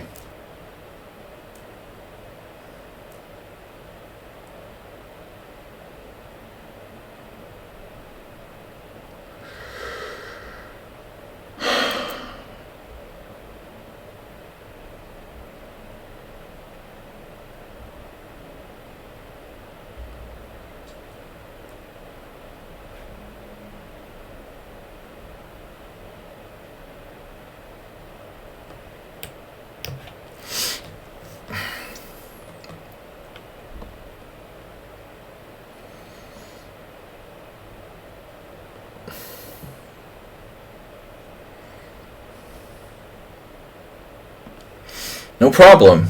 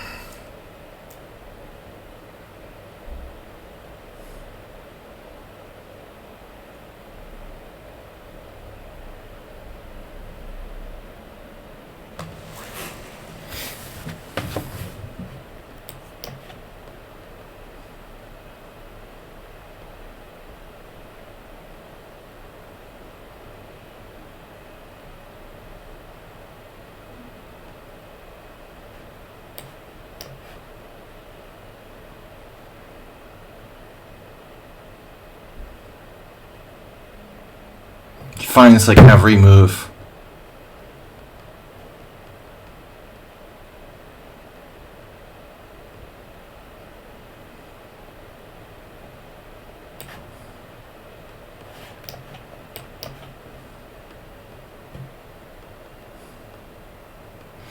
Every move with no time.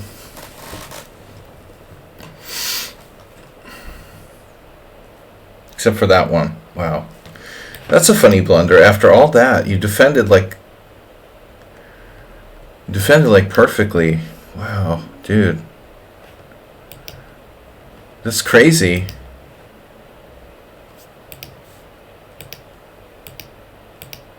So he's actually better. It's unbelievable.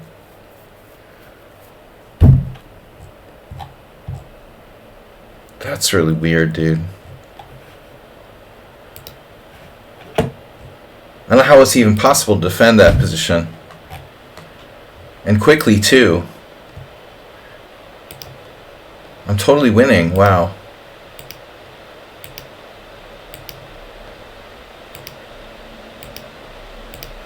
The best move is King B2. I mean, what the heck, you know?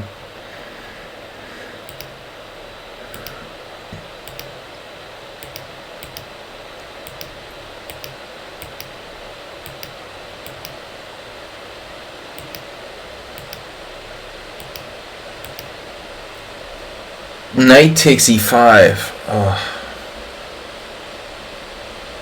I just completely missed it.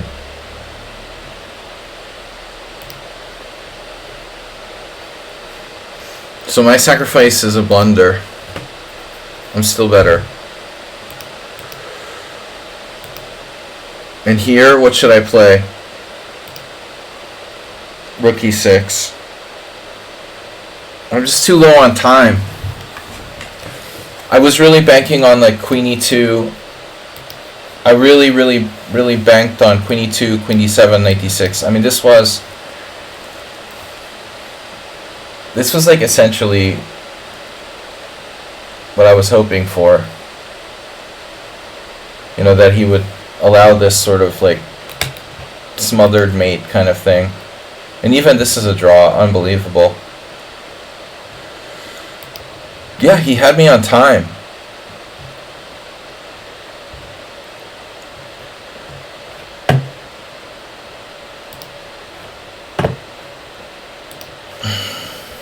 Two games still remaining. Finally, we get to see another game.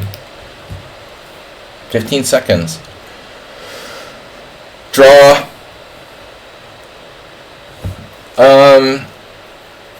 Draw. That knight is pretty strong. But maybe white... Yeah. This is a draw. I guess either side can lose if they want to. Ooh, king and pawn game. What's happening? Was that a good idea? Maybe. Maybe. Now white threatens to have an outside pawn. Oh my god. Pawn takes pawn. What's happening here? This is very touch and go. Musashi, you shouldn't go into a king and pawn game so quickly without having time to properly analyze the position. I mean, Arsenal did this against me the other day and he was lucky he was winning, but you got a minute left. You never trade into a king and pawn game until you're 100% sure that it's good, man. Like, white probably gets opposition at some point. It isn't good enough, you know. You have to be like confident about exactly what's happening, because the rook in game's a draw, man. You know, you don't trade down to a king and pawn game in, you know, from a drawn rook ending unless you're 100% sure that you're either winning or better. But I mean, honestly, that king and pawn game is kind of weird, and I couldn't tell if white's even better there. You goofed. Did you? Are you sure? Now you might have goofed. But probably you're okay. Or not. Maybe not. Now you goofed. King d2, king c4, king c2. Now you goof for real. Now you lost the opposition. Probably white doesn't get the opposition now. Ouch. Ouch. Takes, king e2, king c3, king f2, king d3, king g2, king e3.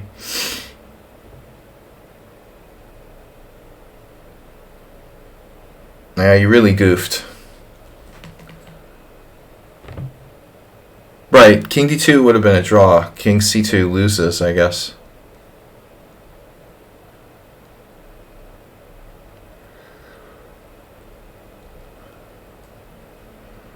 But again, like, with the rook down on the 7th, if we go back to the rook ending, you know, I mean, basically, white's better, and, you know, you can play rook a6 check here.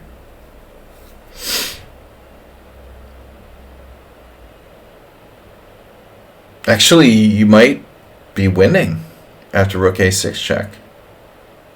Come to think of it.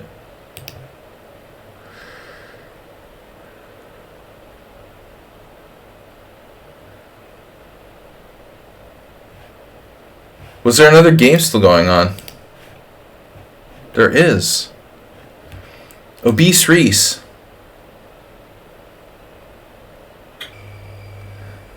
Wow, 76 move ending. Oh no, bishop versus knight. I mean, bishop and knight, mate. This is going to be great.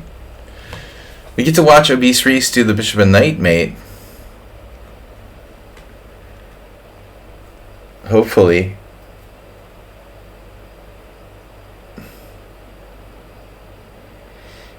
Can Obese Reese do it? I actually, like, after not playing a bishop and knight mate for like 20 years at one point, I think I like struggled to do it because there was this one key position that I was like forgetting once on stream. Then I had to practice again. I always assumed like you just never have to practice. It's like riding a bicycle. But apparently you do. Like, you can forget it. The technique. I had done so many mates, you know, so many bishop and knight mates that I thought I could never possibly, including against Grandmaster. I mean, I just thought it was impossible that I could like mess it up. Your class? No, I didn't see your classical bishop and knight draw. He's got good technique with the knight f7. The Beast Reese knows what he's doing. This is the key move, though, here. One of the key moves. It looks like black's getting away. But he's not. But that wasn't the best move. Tommy Gunn should play king d8 there, not king f8. You try to run away on the c7 diagonal. Tommy Gunn played this badly. You should actually have tried to run for it with king c7. Now it's pretty easy. He's got no chance to get away. That was where I was messing it up, when people were doing like king d8 against me. No, before that, here. People were doing king d8 and going up here, and I was forgetting how to keep him contained. You need to use the knight and the bishop to keep... Black isn't getting out. It just looks like he's getting out. And that's the key, the kind of most key position to this ending, objectively. Now it's over. No, Reese has good technique. He knows his bishop and knight endgame mates, apparently. But I guess most bullet players, he's got lots of bullet games. Bullet players tend to have decent endgame technique.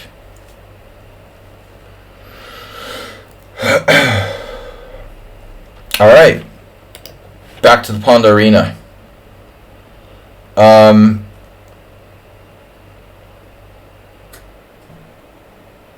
I got talking too much in that last game and I started to screw up my position. I'm enjoying the 10+5 a little too much. Too much talk. Too much analysis. This is a competition. This is not... I should be more serious about the games and stop chatting so much.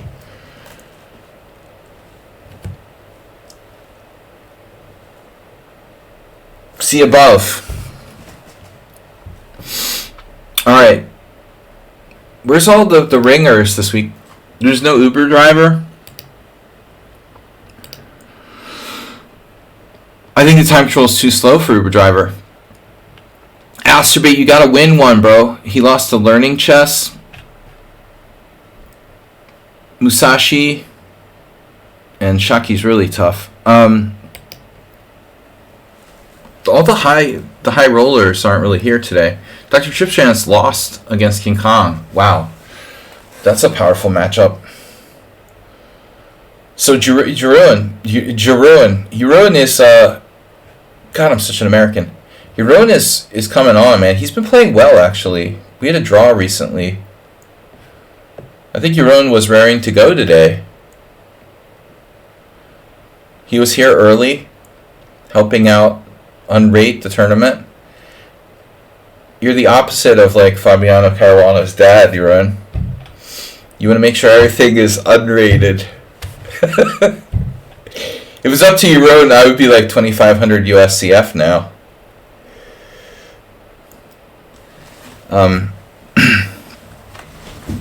I lost like this. The USCF stole like 50 of my USCF rating points by arbitrarily rating like foreign tournaments as USCF rated. I should freaking take them to court. I don't know how much I could sue them for, though. I don't think my reputation based on rating is worth that much that I could be like, oh man, I'm going to sue USCF. I'm going to sue the USCF Chess Federation for $100 million because my name is Hans Niemann and they stole 50 points.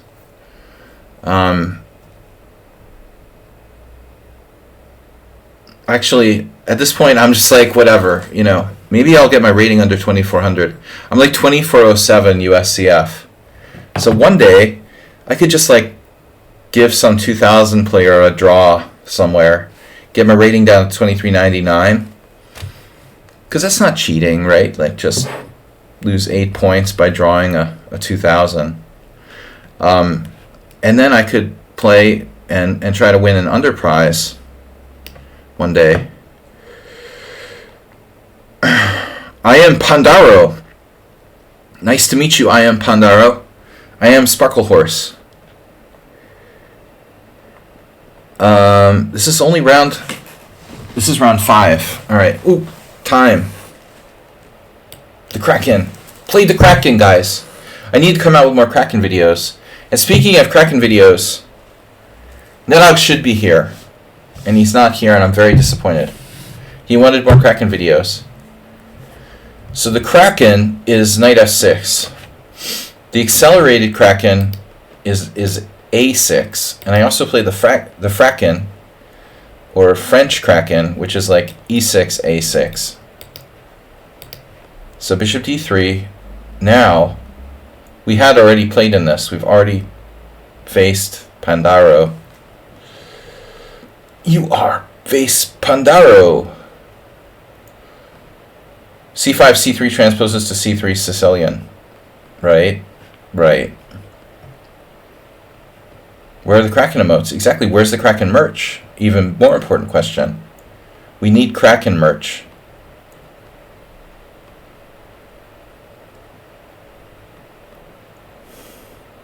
They're all afraid of you, Trip Chance. It's not really a Kraken if I don't play a6, by the way. This is just a Pierce defense, you know. You played a weird move before I could even play the Kraken. Alright. I'm not going to play the Kraken. I transpose to c3 Sicilian if you play c3. If you play d5, I don't know, it's just a weird modern or Benoni. And you can play knight f3 and transpose to some kind of weird Sicilian.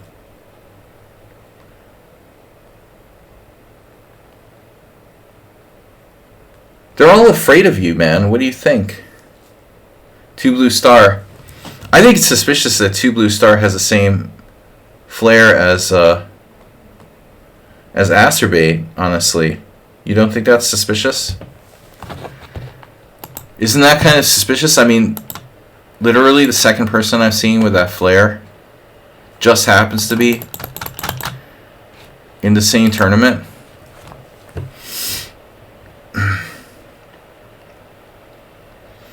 Now, here's a question for you guys. What's up with the bishop d3 Najdorf? You know? Bishop d3 dragon.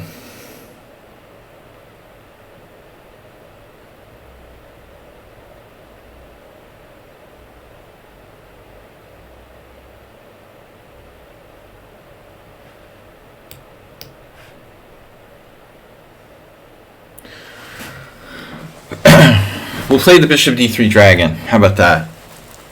Although you can get a Marazzi with c4. Yeah. Is it a good Marazzi? No, it's a weird Marazzi. Essentially.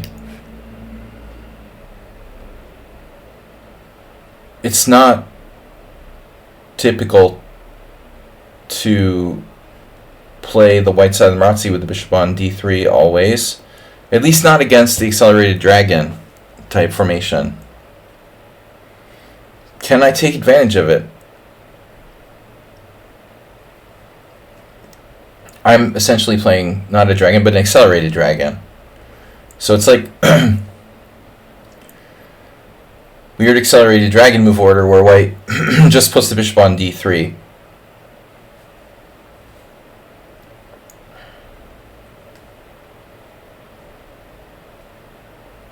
Well, yeah, I mean, that's normally where it goes. I'm wondering if you can get, like, a declined Mora Gambit here kind of thing. But that would be different, right? I would...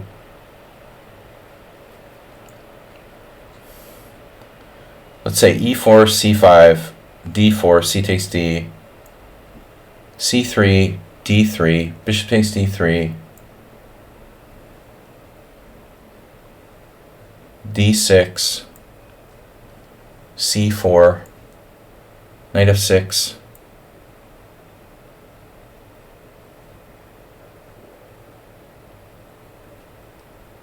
where's your knight?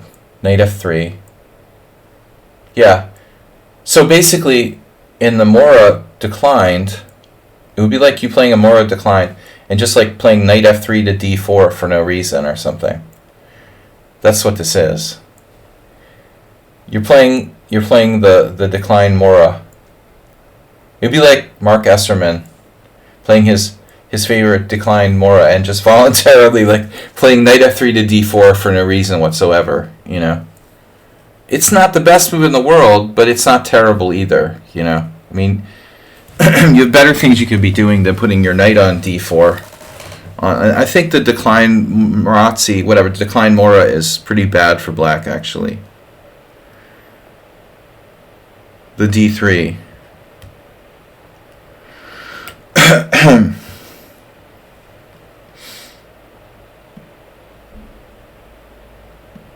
If you played h3 here, you literally reach one of those d3 Moras where you just spend the tempo on knight f3, knight d4 for some reason. Not terrible, but also not necessarily useful. Although I admit, like, this knight is useful in general in the center of the board. It's oftentimes a very strong piece, but it can also be picked off. And if I play knight c6, what are you going to do about it? You know? Now you're going to have to play knight f3 and be a tempo down.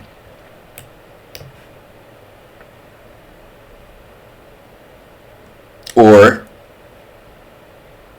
now, channel at your best Marlon Brando. Sladgie. The horror. The horror. I sound like... I'm not Marlon Brando, I'm a pirate. I can't do Marlon Brando. Marlon Brando's too hard. I could practice.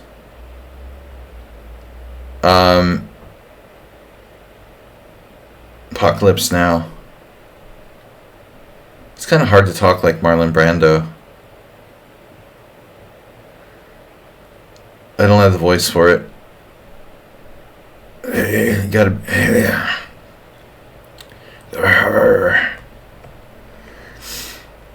why am I talking about Marlon Brando anyway? It is just horrible.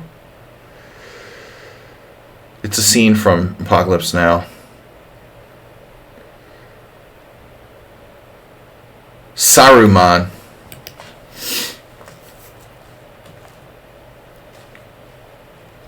That's from a different movie. Saruman. Yeah, Saruman. I thought it was like an Arabic thing. You mean like Saruman from The Lord of the Rings? I thought it was like an Arabic last name or first name or something like that. Alright. Ali Saruman.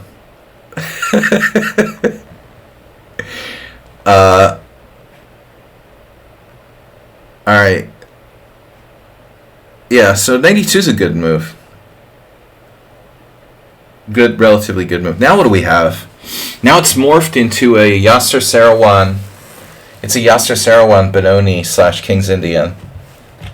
For you Benoni King's Indian fans out there, I know the evil white wizard, Saruman. Yes, I have to practice. He pretends to not be evil, but then he's evil. I saw some meme recently that was like, you know you're old if you like saw Lord of the Rings in the movie theater.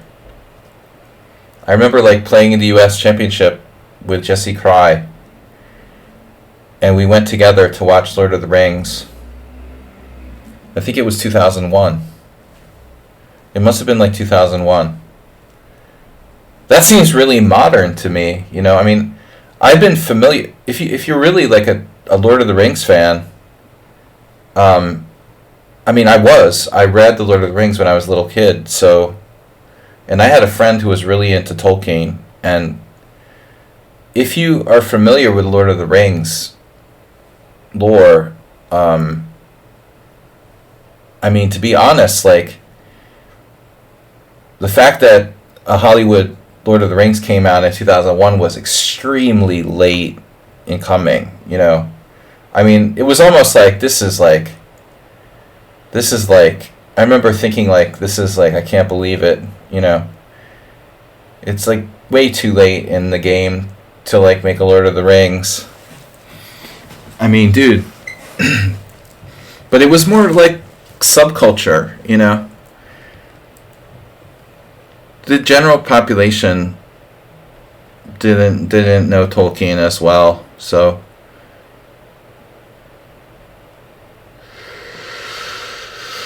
anyway, my point is like, you know, 2001, making a meme about it being like if you saw it in the movie theaters. To be honest, it came out really late. There should have been like a 90s or 80s version of The Lord of the Rings. There was I'm really a nerd. I sound like a nerd now, but there was an animated Hobbit or something, right? I think there was an animated Hobbit that was around when I was young. But not The Lord of the Rings. That would be too much of an undertaking. Yeah, we liked watching The Hobbit.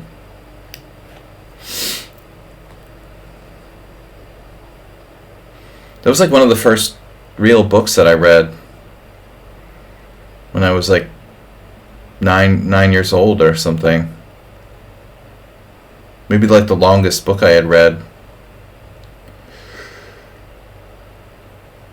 It got me interested in reading, you know, I mean, seriously.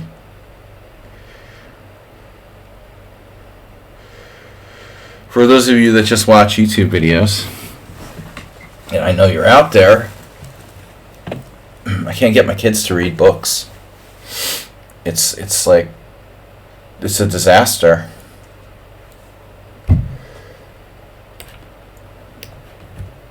I'm gonna have to like start bribing them or something.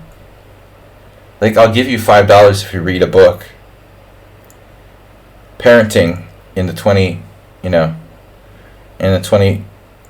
century.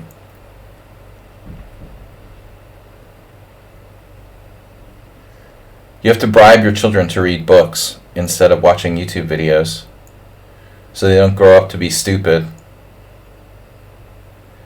It's really sick.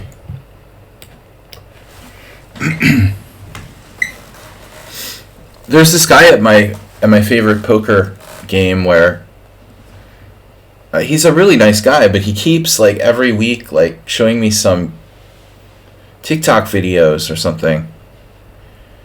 And I feel really bad for him. He like believes these like weird TikTok videos about aliens are real. And the guy's like, you know, seemingly like very normal and intelligent. It's just distorting the whole world, man. People are getting like really stupid. Bullet chess is ruining our world.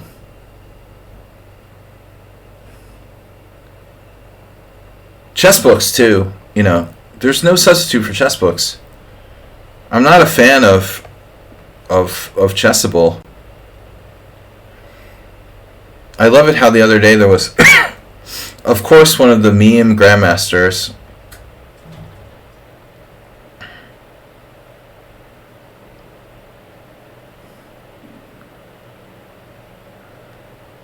One of the blog meme grandmasters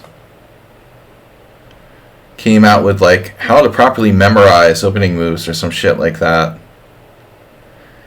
I'm like, Jesus, dude. The right way to memorize. You're not for real, dude. Alright. Scam grandmasters. Scam master.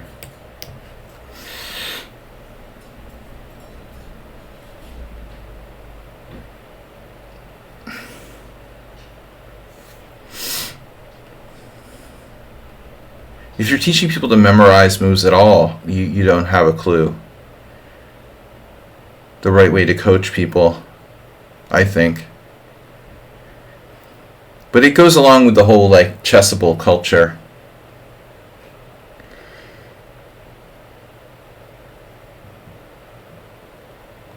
Maybe when you're master level already, you know, you can start thinking about focusing on memorization of variations or something. Until that point, it freaking doesn't matter.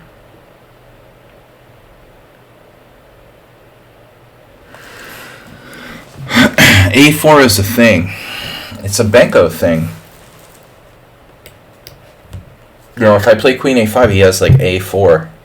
I may be missing some kind of tactics. Actually, he still has it here. It's not as bad now, you know. Queen A5,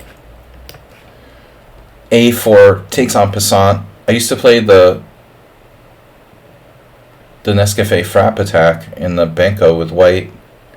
And in that line, there's a lot of important variations where A4, it all hinges on like A4. Very artificial. Did I tell you guys not to put the queen on A5? I told you about that. But here, actually, we have a pretty good example of not a bad queen A5. Nothing can really obstruct me. And my queen is actually like kind of behind the security of that pawn on B4, so I think this is actually a position where queen A5 is decent. We're obviously pressurizing A2, but I thought he should have played A4. Accepted an isolated pawn. It's not that big a deal.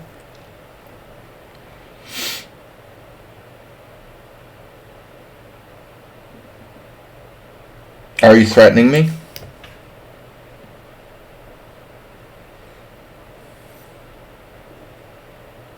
Brother man.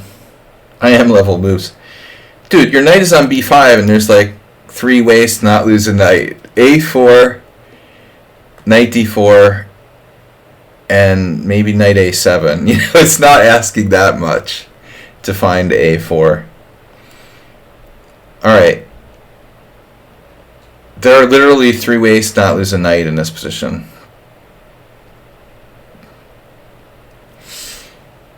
Next.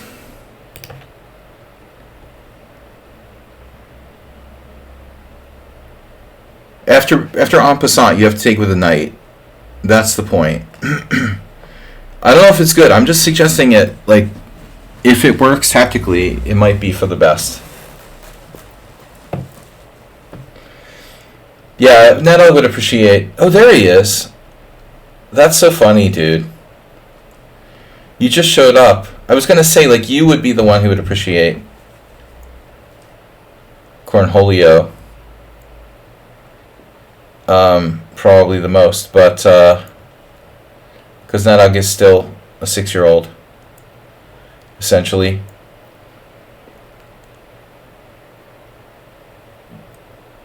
Master Jedi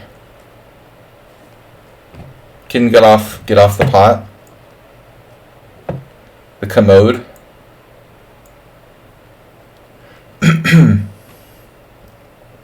Now you're really threatening A4 with no discoveries. That's really I am level now. Now you're getting serious, bro. Are you threatening me again? The real deal, A4. Not funny. Not funny, honey. Do I win a piece here? No.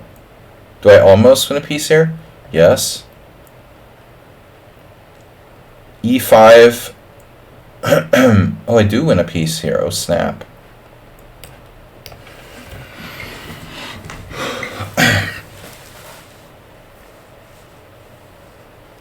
Redundancy sweets.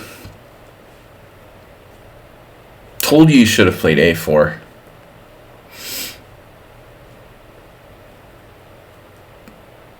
Structurally, white is good, but I don't see a defense.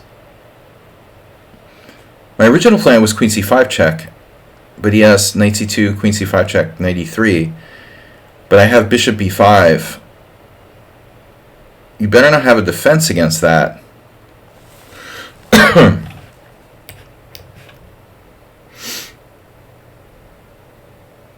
But you guys understand the strategic basis for this? I've been trying to make this bishop great again since the last election cycle, you know.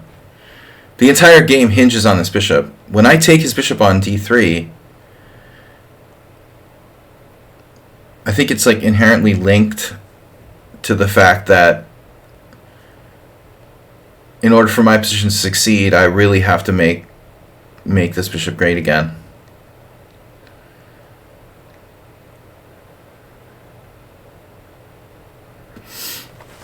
Now, there's a nice trick. Like if bishop takes e3, bishop takes a5, and now my whole rook is hanging. The whole rook and nothing but the rook. The whole rook foods. Queen a7 check. And queen a7 check is another sweet defense. If queen a7 check... Okay, I'm winning a piece there. Probably. Queen a7 check... Queen e3, rook c2, queen takes a7, rook takes a7, bishop takes e6. So this works. My original plan was to just play queen a6 though. Queen b6 doesn't work because my queen's not protected. Oh shit. Yeah, this was the point. Wow. Sometimes I forget what I was thinking. Is that a problem? Is that a bad sign? Do you forget what you were thinking 5 minutes ago? Actually, you should probably consider taking on d6, no?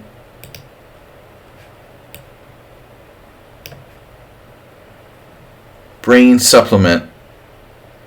Get a supplemental brain. Since I have no sponsors, I should make up like funny commercials for the stream, no? What do you guys think?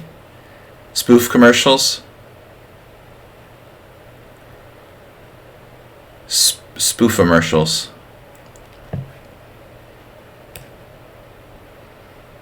I want to make like a commercial for anal beads.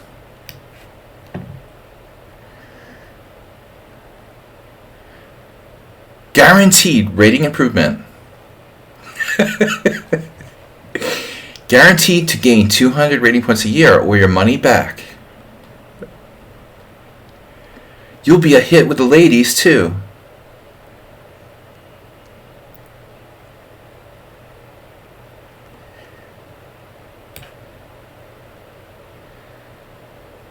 We could make it non-gender. You know, you're a hit with your sexual partner.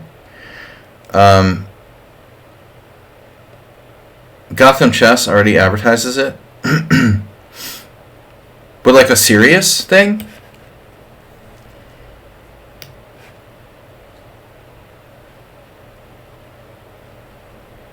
Of course you're interested in that.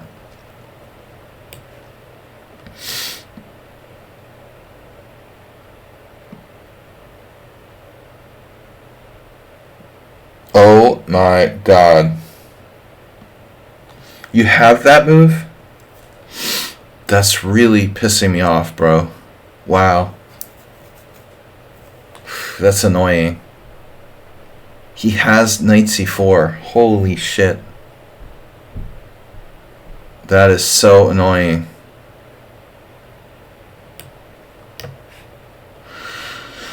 That makes it kind of hard to get things going here. You need help. You got help. I let you play knight c4. You have 2 connected pass pawns on the queen side. I've almost completely screwed myself up here.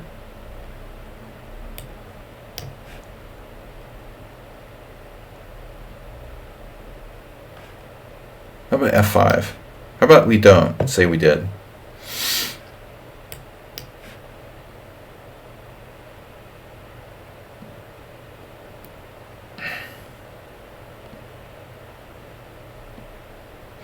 We got unfurled.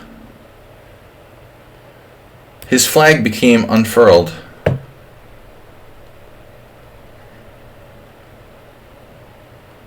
No.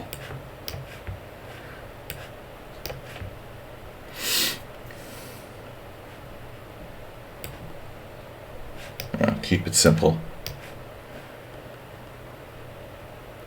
We're going to keep it simple.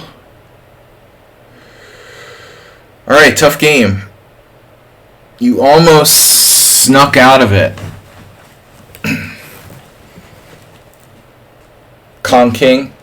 There's still an ongoing game. Wow, what a battle. Learning chess against Obese Reese. Obese Reese has a ridiculous amount of time.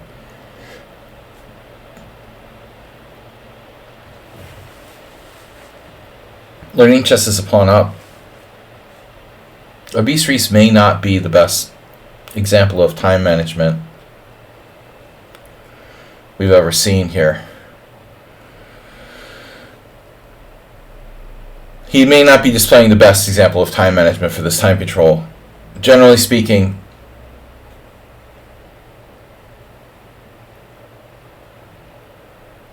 or speaking generally,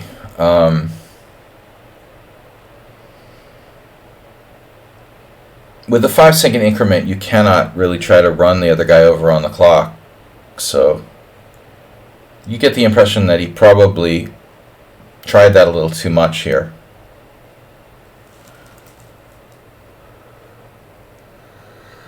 Obese Reese with several impressive draws versus Stockfish level 8 in your history.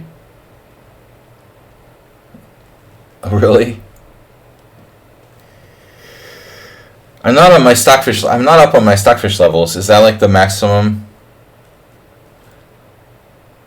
Is that like Stockfish like official strength? Yeah, that's pretty hard to do, bro.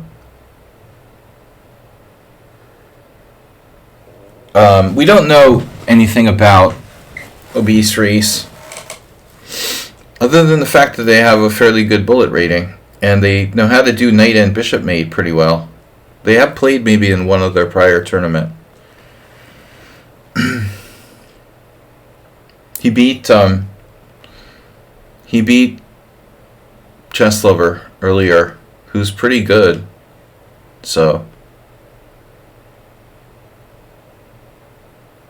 this is based on rating. I mean, 1900 FIDE, 1800 FIDE, 1900 FIDE. I mean, but bullet chess 2295 is decent. I don't have respect for bullet chess in general, but it indicates like a decent level of strength. But you're not going to draw Stockfish, you know, under any circumstances, unless you're like Hikaru or Magnus or something. Obviously, that is pretty weird. But maybe it, you know, I don't know. Did White just like lose? Learning chess freaked out. He freaked out.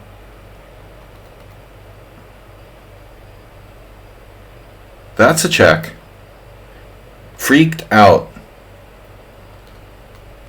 Freak out.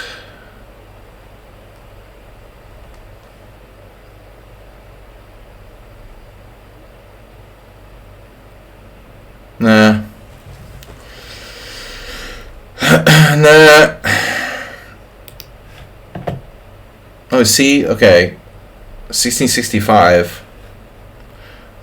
Well, he's going to be 1800 when they fix the ratings.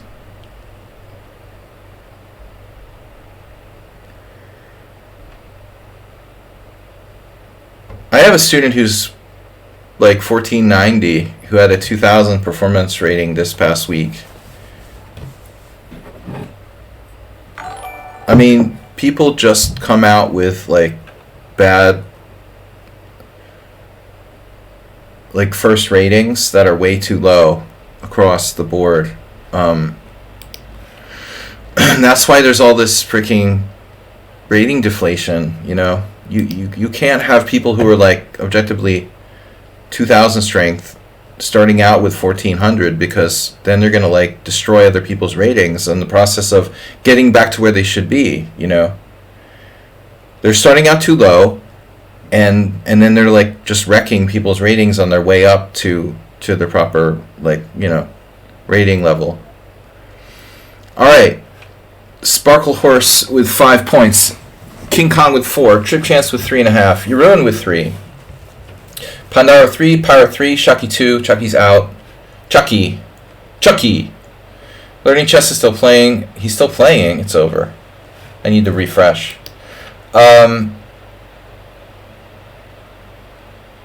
Beast Reese only came late and played 2 games.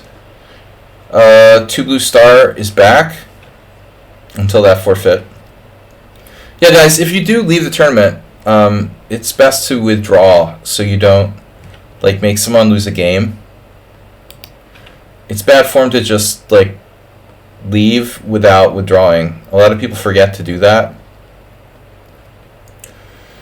Yeah, let's see this Obese Reese game here. Yeah, it was a messy game. Nothing suspicious about that, Tommy Gun was winning. Alright. Last round. Pretty much lichess in general. Half of my games and Swisses are wins by forfeit. Oh, yeah. Well, remember, lichess, they were very dismissive from the beginning about creating Swiss tournaments because they're basically, noobs. And they haven't really done much to promote the Swiss tournaments. So consequently, there aren't many Swiss tournaments, and the ones that are, people don't know what the proper, basic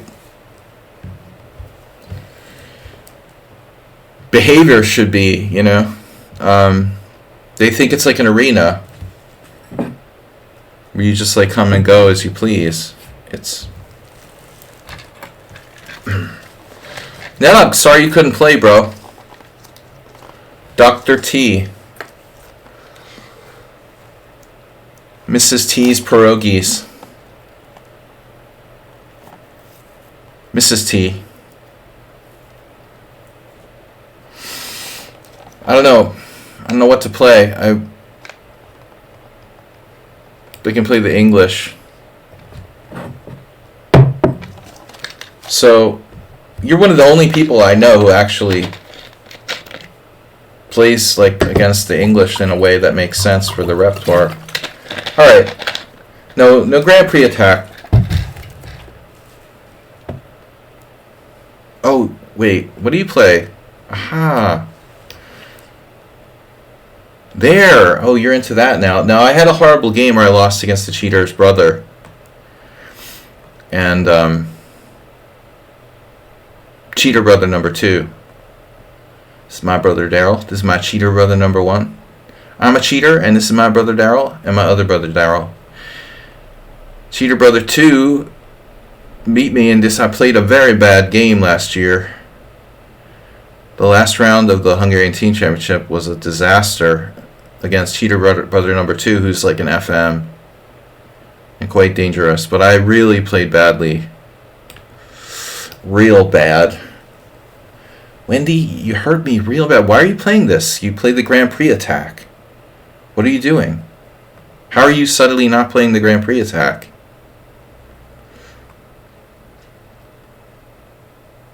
I don't understand.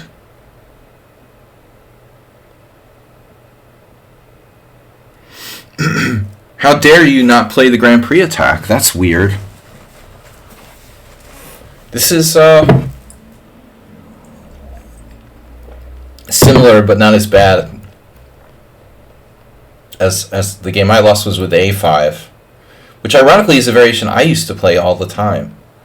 So that's the worst thing, not only getting crushed, but getting crushed against a move that you were playing before the other person was born, That's kind of embarrassing.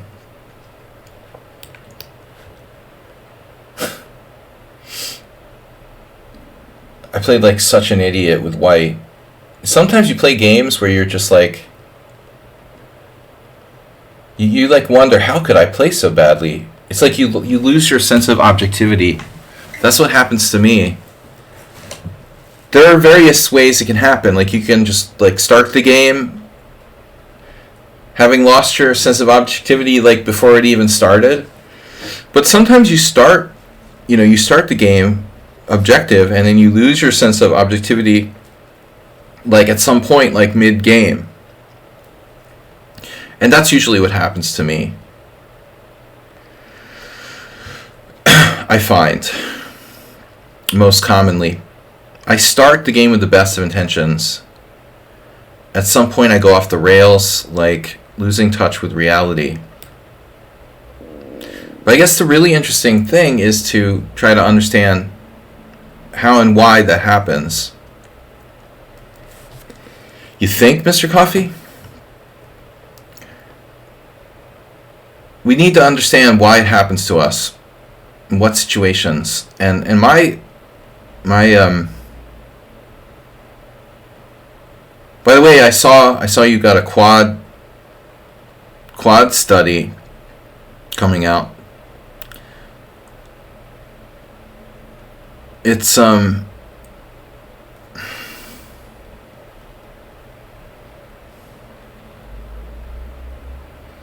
with me, I think it's about optimism, and having a bad evaluation or losing touch with the position because I'm too optimistic. Maybe, not optimistic enough in some cases. There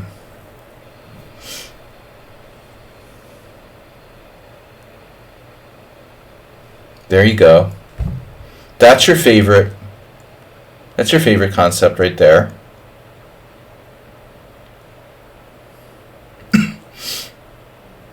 F5.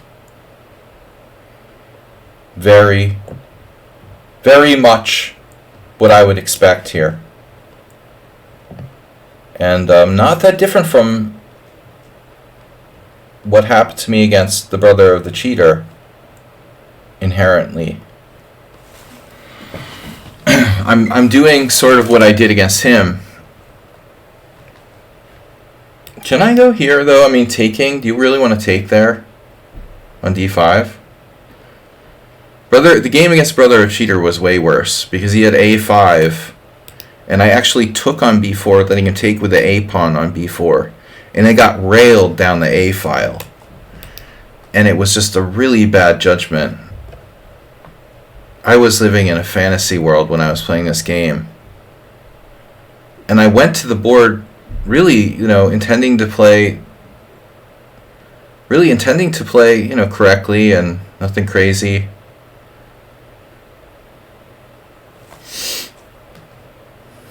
"26 seconds, used 24 seconds for the game." Very impressive. Why didn't you berserk, Dr. Shipchance? I forgot to berserk this tournament. I have this friend who plays poker with me, and the guy just he's terrible, man. He just doesn't. I think it's a linguistic thing. He doesn't get it when I'm being facetious and stuff. It's really awkward living in a country where you speak a different language, because it's more than just words and knowing the language. People, they don't get your jokes, It's hard to communicate, effectively in another language. He's just like Mr. Literal. Everything I say he takes literally. And so you can never be, joking around. And it sucks, Kraken hole. The Kraken hole. Still way better than my game with the brother. Oof, I'll never take another brother. Knight on b4 with a pawn on a5. But the other thing that happened against the brother was that I lost, I lost really touch with developmental reality. And that could definitely happen here as well. Developmental reality is the other guy has all of his pieces developed. Your king is still in the center, And you act like everything's okay, you know? Everything's completely okay. I live on, you know, a utopian island in the middle of a beautiful tropical climate, you know?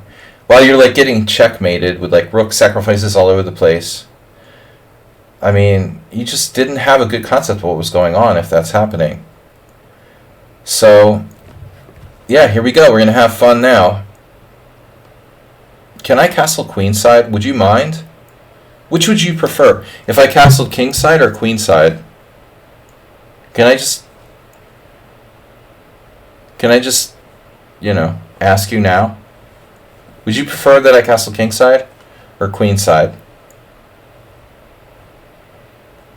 I'd be happy to help you out.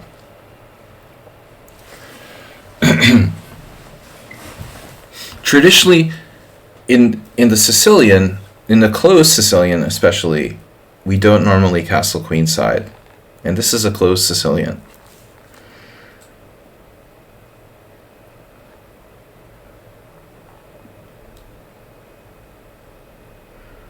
I told the story how I was walking down the street the other day, and the brother's brother, who was a cheater, saw me. We were like 1 meter away from each other, and he like turned around and went the other way. It's so embarrassing to be like outed as a cheater, and you just don't have the money to like file, you know, a bullshit counterclaim against, you know, Magnus Carlsen or whatever.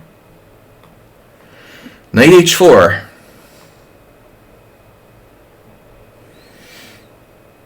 If I play knight h4, how do you defend my multitude of threats against my multitude of threats? Knight h4, queen e8, knight takes f5. Knight h4, queen f7, knight takes f5. Now we might be getting warmer. Knight h4, queen f7, knight takes f5, and suddenly, welcome to the world of the f-file, right? The wonderful world of the f-file. So, knight h4, queen f7, knight takes f5, and now some kind of friendly discovery, like knight h7 or something, you know. How do I not get impaled on the f-file there? I guess I have to play g4. But that actually, you know, would go hand in hand with the plan of castling on the queen side. Knight h4, queen f7, knight f5, and then knight goes somewhere, and I play g4. All right. Well, screw it. Let's try. I say we try to be going for it. Damn it! I forgot he could just do this. So all that energy wasted for nothing. Okay, this is much different. This is complicated. You didn't even think about it. He didn't even think about it. Are you listening to the stream? The other brother. Now what do I do? My knight is like trapped in black's position. I have to play this. I didn't want to do this. So do you just automatically know the best moves, or, you know, how do you save so much time on calculating? I mean, do you have the engine turned on and you can just save time that way, or do you just not calculate? Or do you just calculate so fast that, you know, you saw queen f7 didn't work, and, you know, you had eliminated it before you even played the move queen d7? There's 3 different possibilities. Dr. Chipchan seems too strong to me, you know, to play moves like, what do you call it?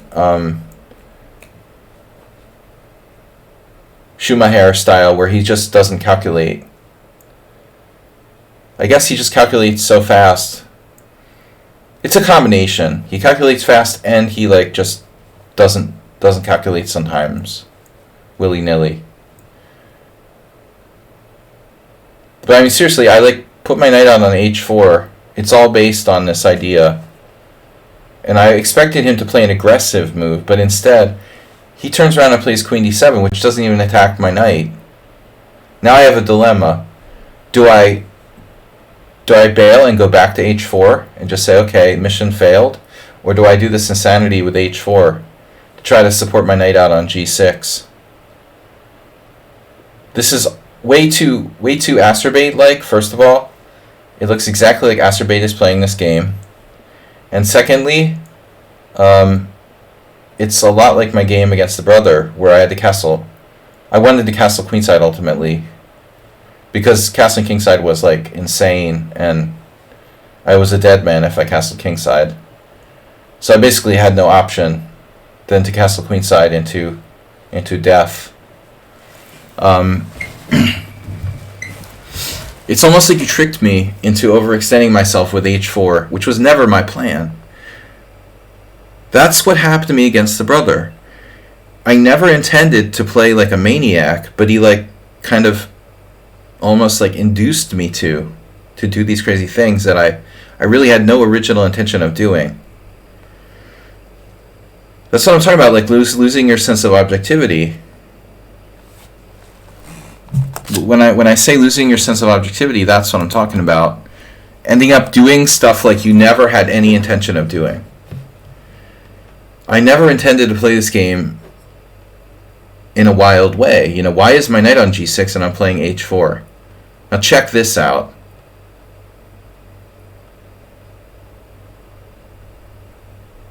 h5? Really?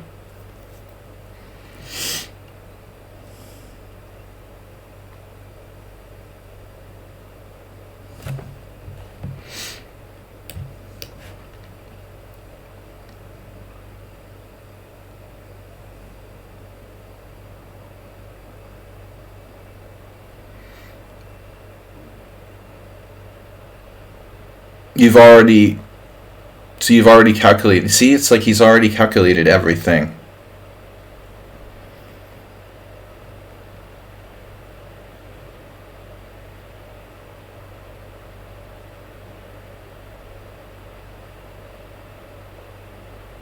That seems weird to me, you know. You've already calculated everything without calculating it, you know what I mean? Wow, what a coincidence. I didn't see that, but you did, and you used like no time. h5. Let me guess, that's the engine's number one move. Let's check after the game.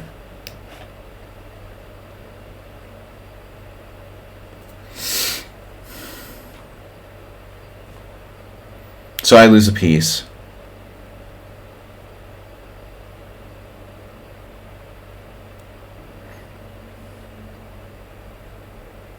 How do you find a move like h5 without using any time? It's so abstract, you know. And you're confident that nothing bad can happen because you're like weakening your king side slightly.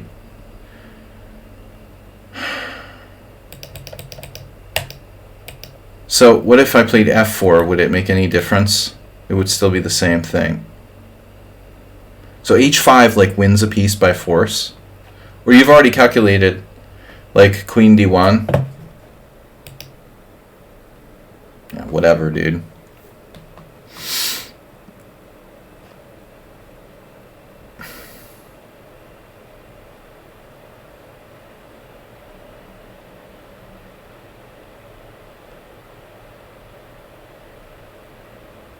You can give me like 2-to-1 time odds, not calculate, and like just kill me. Yeah, whatever. I don't know, dude. h5 instantaneously. That's a pretty fucking unbelievable move to come up with without thinking, you know?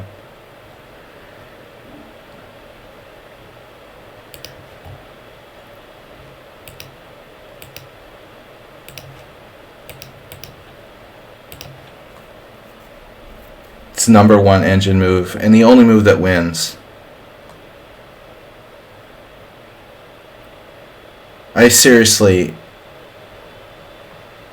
If you spent like a minute or something and came up with it, I could sort of believe it. But playing h5 instantaneously is kind of very sus, dude. That's extremely sus, bro.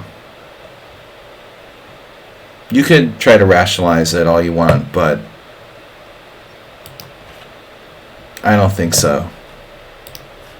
I'm just bitter because I lost, you know. But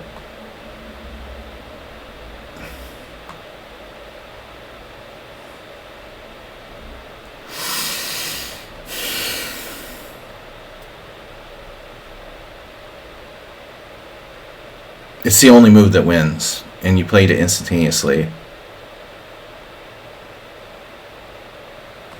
Alright, anyway.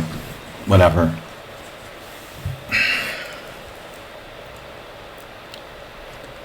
Obese Reese.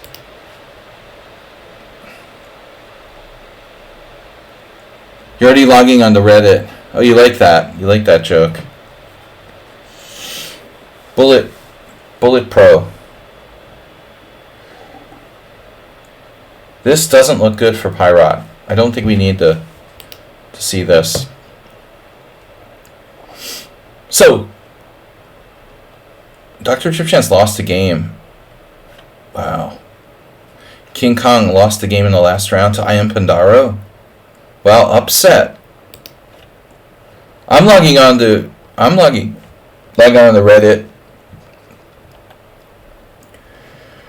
I'm logging onto the Reddit Budapest Gambit, you know, thread. Seriously. D takes c5, knight g5, knight g4, I mean, knight f3 here. So, you know, this is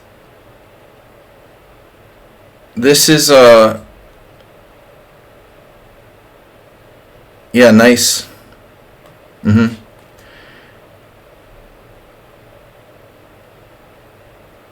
Yeah, very lucky.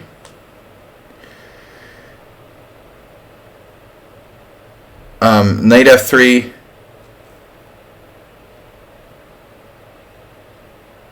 Astrobate, you're on the verge of getting timed out. Bishop c5. Main line. Wow, you're not playing bishop c5. You play knight c6. What's the deal with that?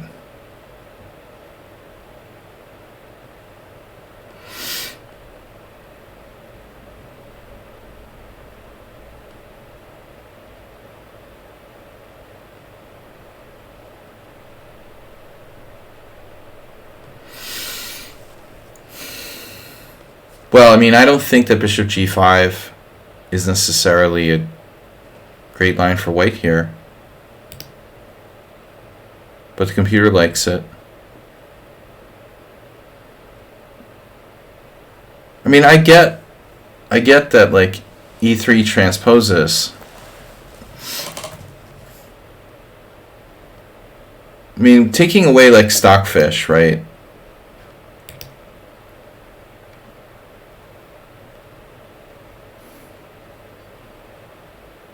After knight c6, bishop f4, you now have to play like bishop b4 check, knight on bd2.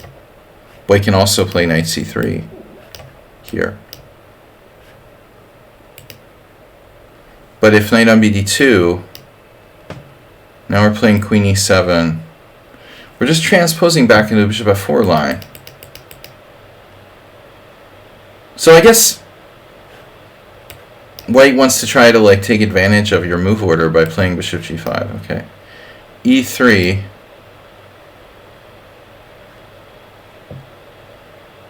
If e3, you no longer have bishop c5. Yeah, I don't know. I don't know what this is really, you know. What is this? White just has a position. Knight takes c5 probably. Knight takes c5, knight takes c5. Where does black put the bishop? On c5? equal stuff? Yeah, right. This is not equal. But I mean, it is up to a certain level. Alright, Astrobate. That's it. Now you're in trouble. Yeah, everything is equal, right?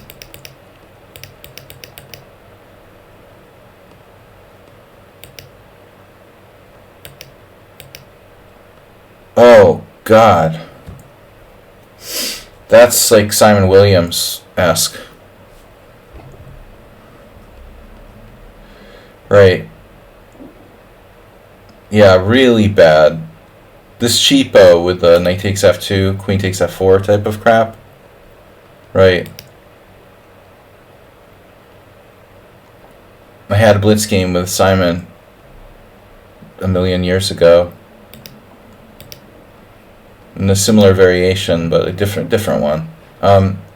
Anyway, e takes f6, queen takes f6, and he walked into knight takes f2. And this is still better for white. Wow.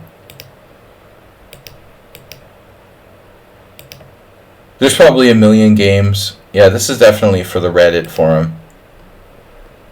So even knight f2 isn't that strong. It's a really good move in Bughouse, though. This is extremely good. This is an extremely good position in Crazy House or Bughouse for black. You're like winning. I mean, you're winning, you know, in this. Yeah. Scammy variation. So white has a better move here. Knight c3. So check this out. Knight c3. If you take... Oh my god. Wow. I thought it was going to be like bishop g5, but that's something special. White has knight takes e5. Knight on c takes e5. Knight takes e5. You know, queen h5. Queen h5 check. But this was alright. It was a scammy. Speaking of scams, it was a scammy variation. So you got knight f2 and he took it, and you took his bishop, and you're better. Yeah, you should really try playing the England Gambit more often. That was a good result. Okay. Now I was curious. We don't still have an ongoing game, do we? No, it's over. Okay. Well, I convincingly won the tournament despite h5.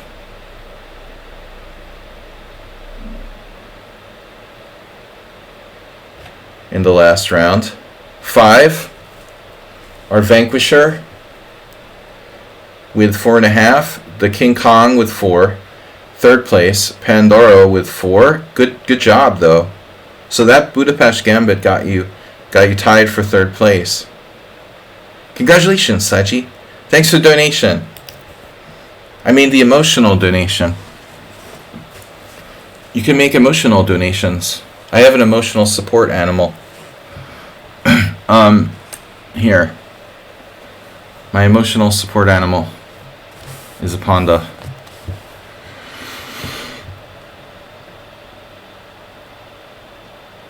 Thanks for playing that. Oh, you didn't play. Again. No, you had to work. I know it hurts to work.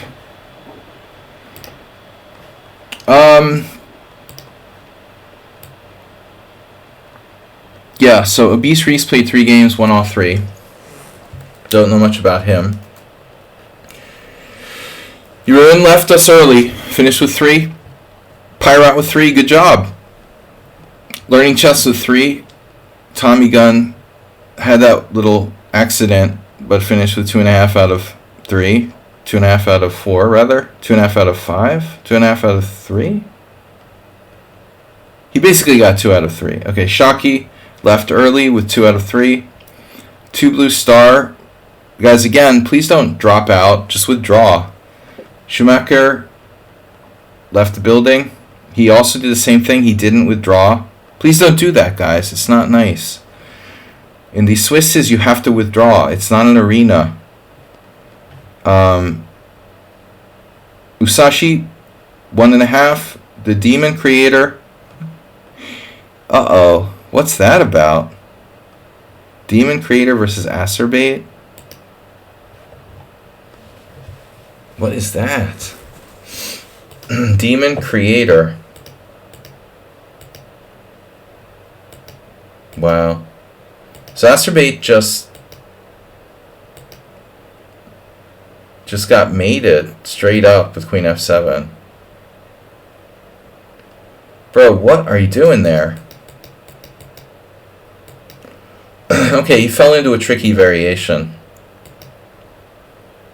C3, D5. And now, this is just very unusual. So D4, D takes C4, Knight E5. Now the red flag should go up. Acerbate.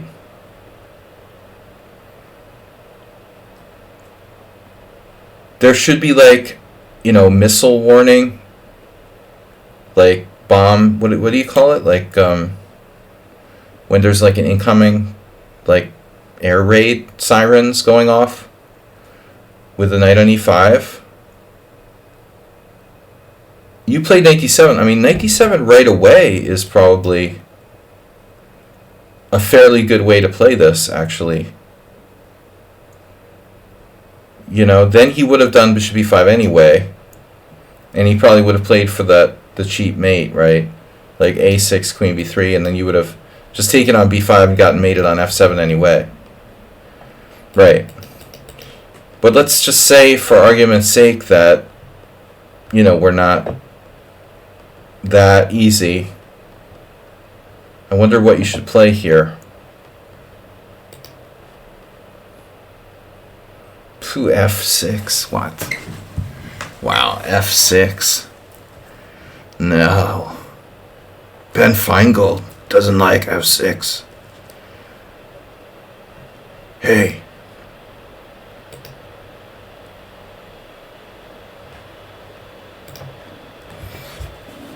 Knight D7 is fine. F6 is a tough move to find. You could play F6 directly. Wow, the direct approach. Just trying to kind of like refute this out of the gate. Acerbate. Taking the pawn is principled. When he goes 95, I think you have to realize that this is seriously in your face. You could also play bishop G7. But the problem is, if he starts threatening those things, I don't really want to give up my bishop necessarily on E5. You could, but I prefer to play knight D7. And knight C6 is a move as well, but then this pin is even more irritating.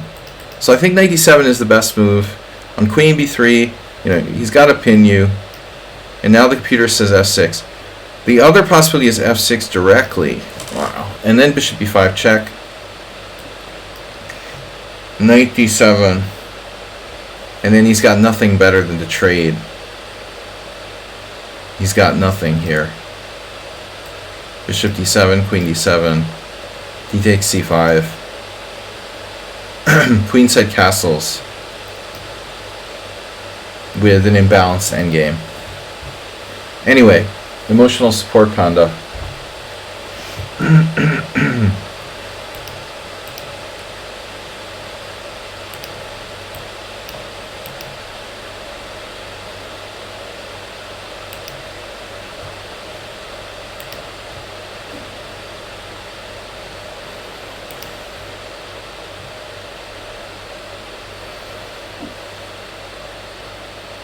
What?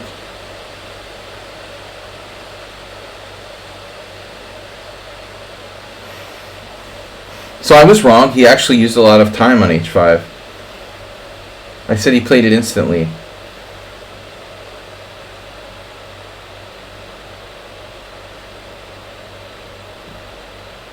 He used... Is that right? Is that possible? What? He used 3 minutes on H5? For real? 7:57, he went to 5:09.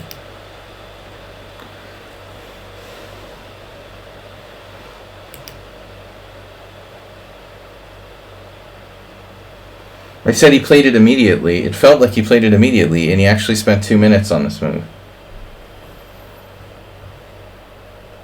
Then we can have like a paranoid moment here. He used too much time on that move. That's suspicious. So check this out. Knight h4 is like one of my best moves.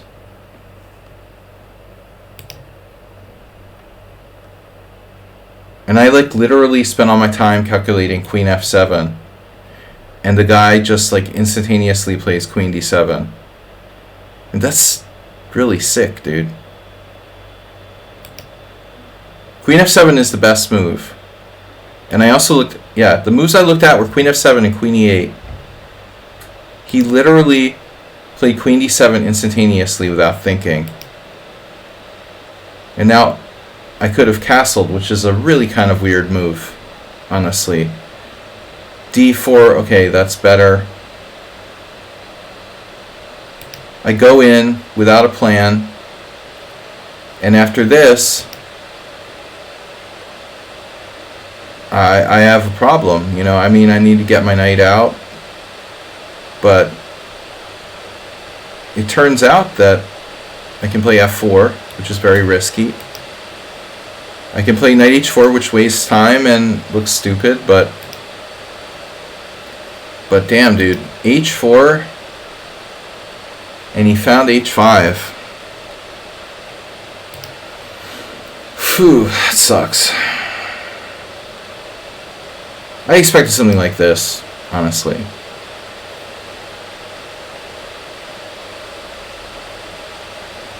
And I expected maybe to sack a pawn or something along these lines. To play Asturbate's favorite move, bishop d3. You would love this position, Asturbate. This is right up your alley. In fact, I even played like you. I played just like you would have played. It was like he was playing Asturbate.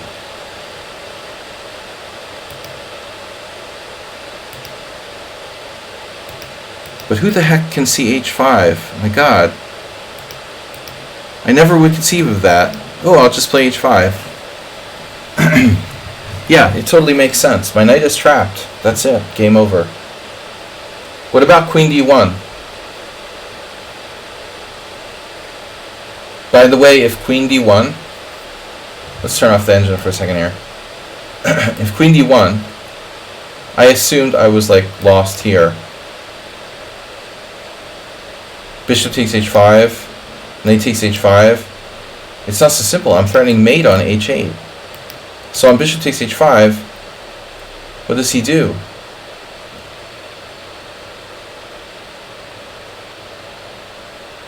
Have to find some subtle move there. Queen e6, king h7. I'm just angry that I'm like terrified of playing this guy every single time. He has such a good score against me. I mean, he has 17 to 19 to 17, almost even. 16 CPL, 1 in accuracy. Sure. That's it, man. Lucky strike. No defense. And then this position was even kind of weird. Because you would think like black would play queen e6 here. It really doesn't matter. I'm losing a piece either way. I like queen e6 because it's more centralized. Allows possible bishop f3. And if bishop takes here, I have bishop d5 with a save. Going without a plan. That's right. That's right, Asturbate. Just trust your instinct. Leave the knight in there with no support animal. With no emotional support alligator. Or Pawnda. Big mistake to play the English against this guy. That was a weird game, bro. What was that opening about he played? It's almost completely random. I mean, knight c6 is a very rare line.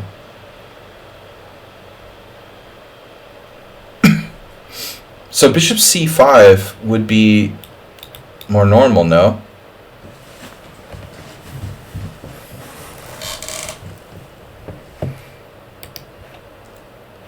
What's happening with bishop c5?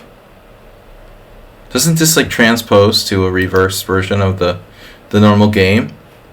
The normal closed Sicilian with knight c3, bishop e5? This is weird. Alright, Astrobate. Why are you provoking me? Why are you provoking me? I defended you the other day. Now you're provoking me. On purpose. You're bad. You're bad, bad, bad. Oh, Kramnik-Shirov. Okay, I'm sorry. I take it back. I thought you said the Kramnik show. I need glasses. I thought you said the Kramnik show. Kramnik-Shirov. I thought you said the Kramnik show. I thought you called me the Kramnik show. The Kramnik show is like where he's like crying and it would be like where Kramnik was like crying, complaining. People were losing. From a distance, Kramnik-Shirov, it looked like a big W on the end, so I thought it was Kramnik show on the monitor. I was gonna ban Acerbate for saying I was like being like Kramnik and complaining about my losses or whatever.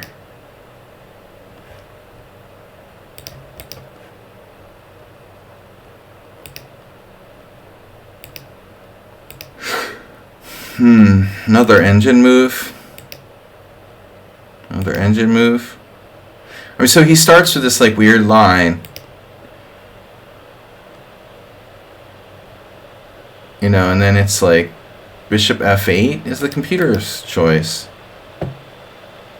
Bishop f8. It's basically like all perfect moves for black.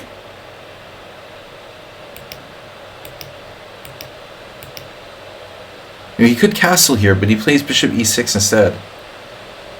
That's kind of surprising, really, you know. The computer thinks that they're equal.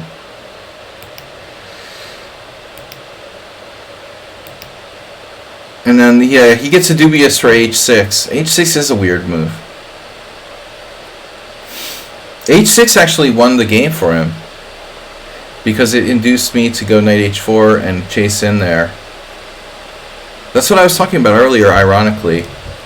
That's how I lose when I get overly optimistic. I did exactly what I was talking about.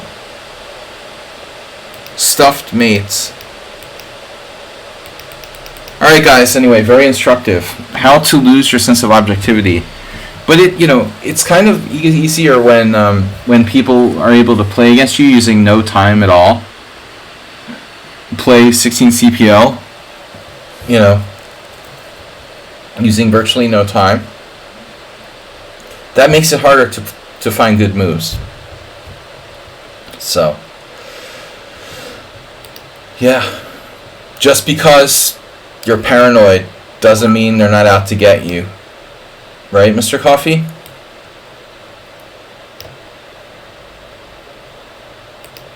I can't accept losing. Batman.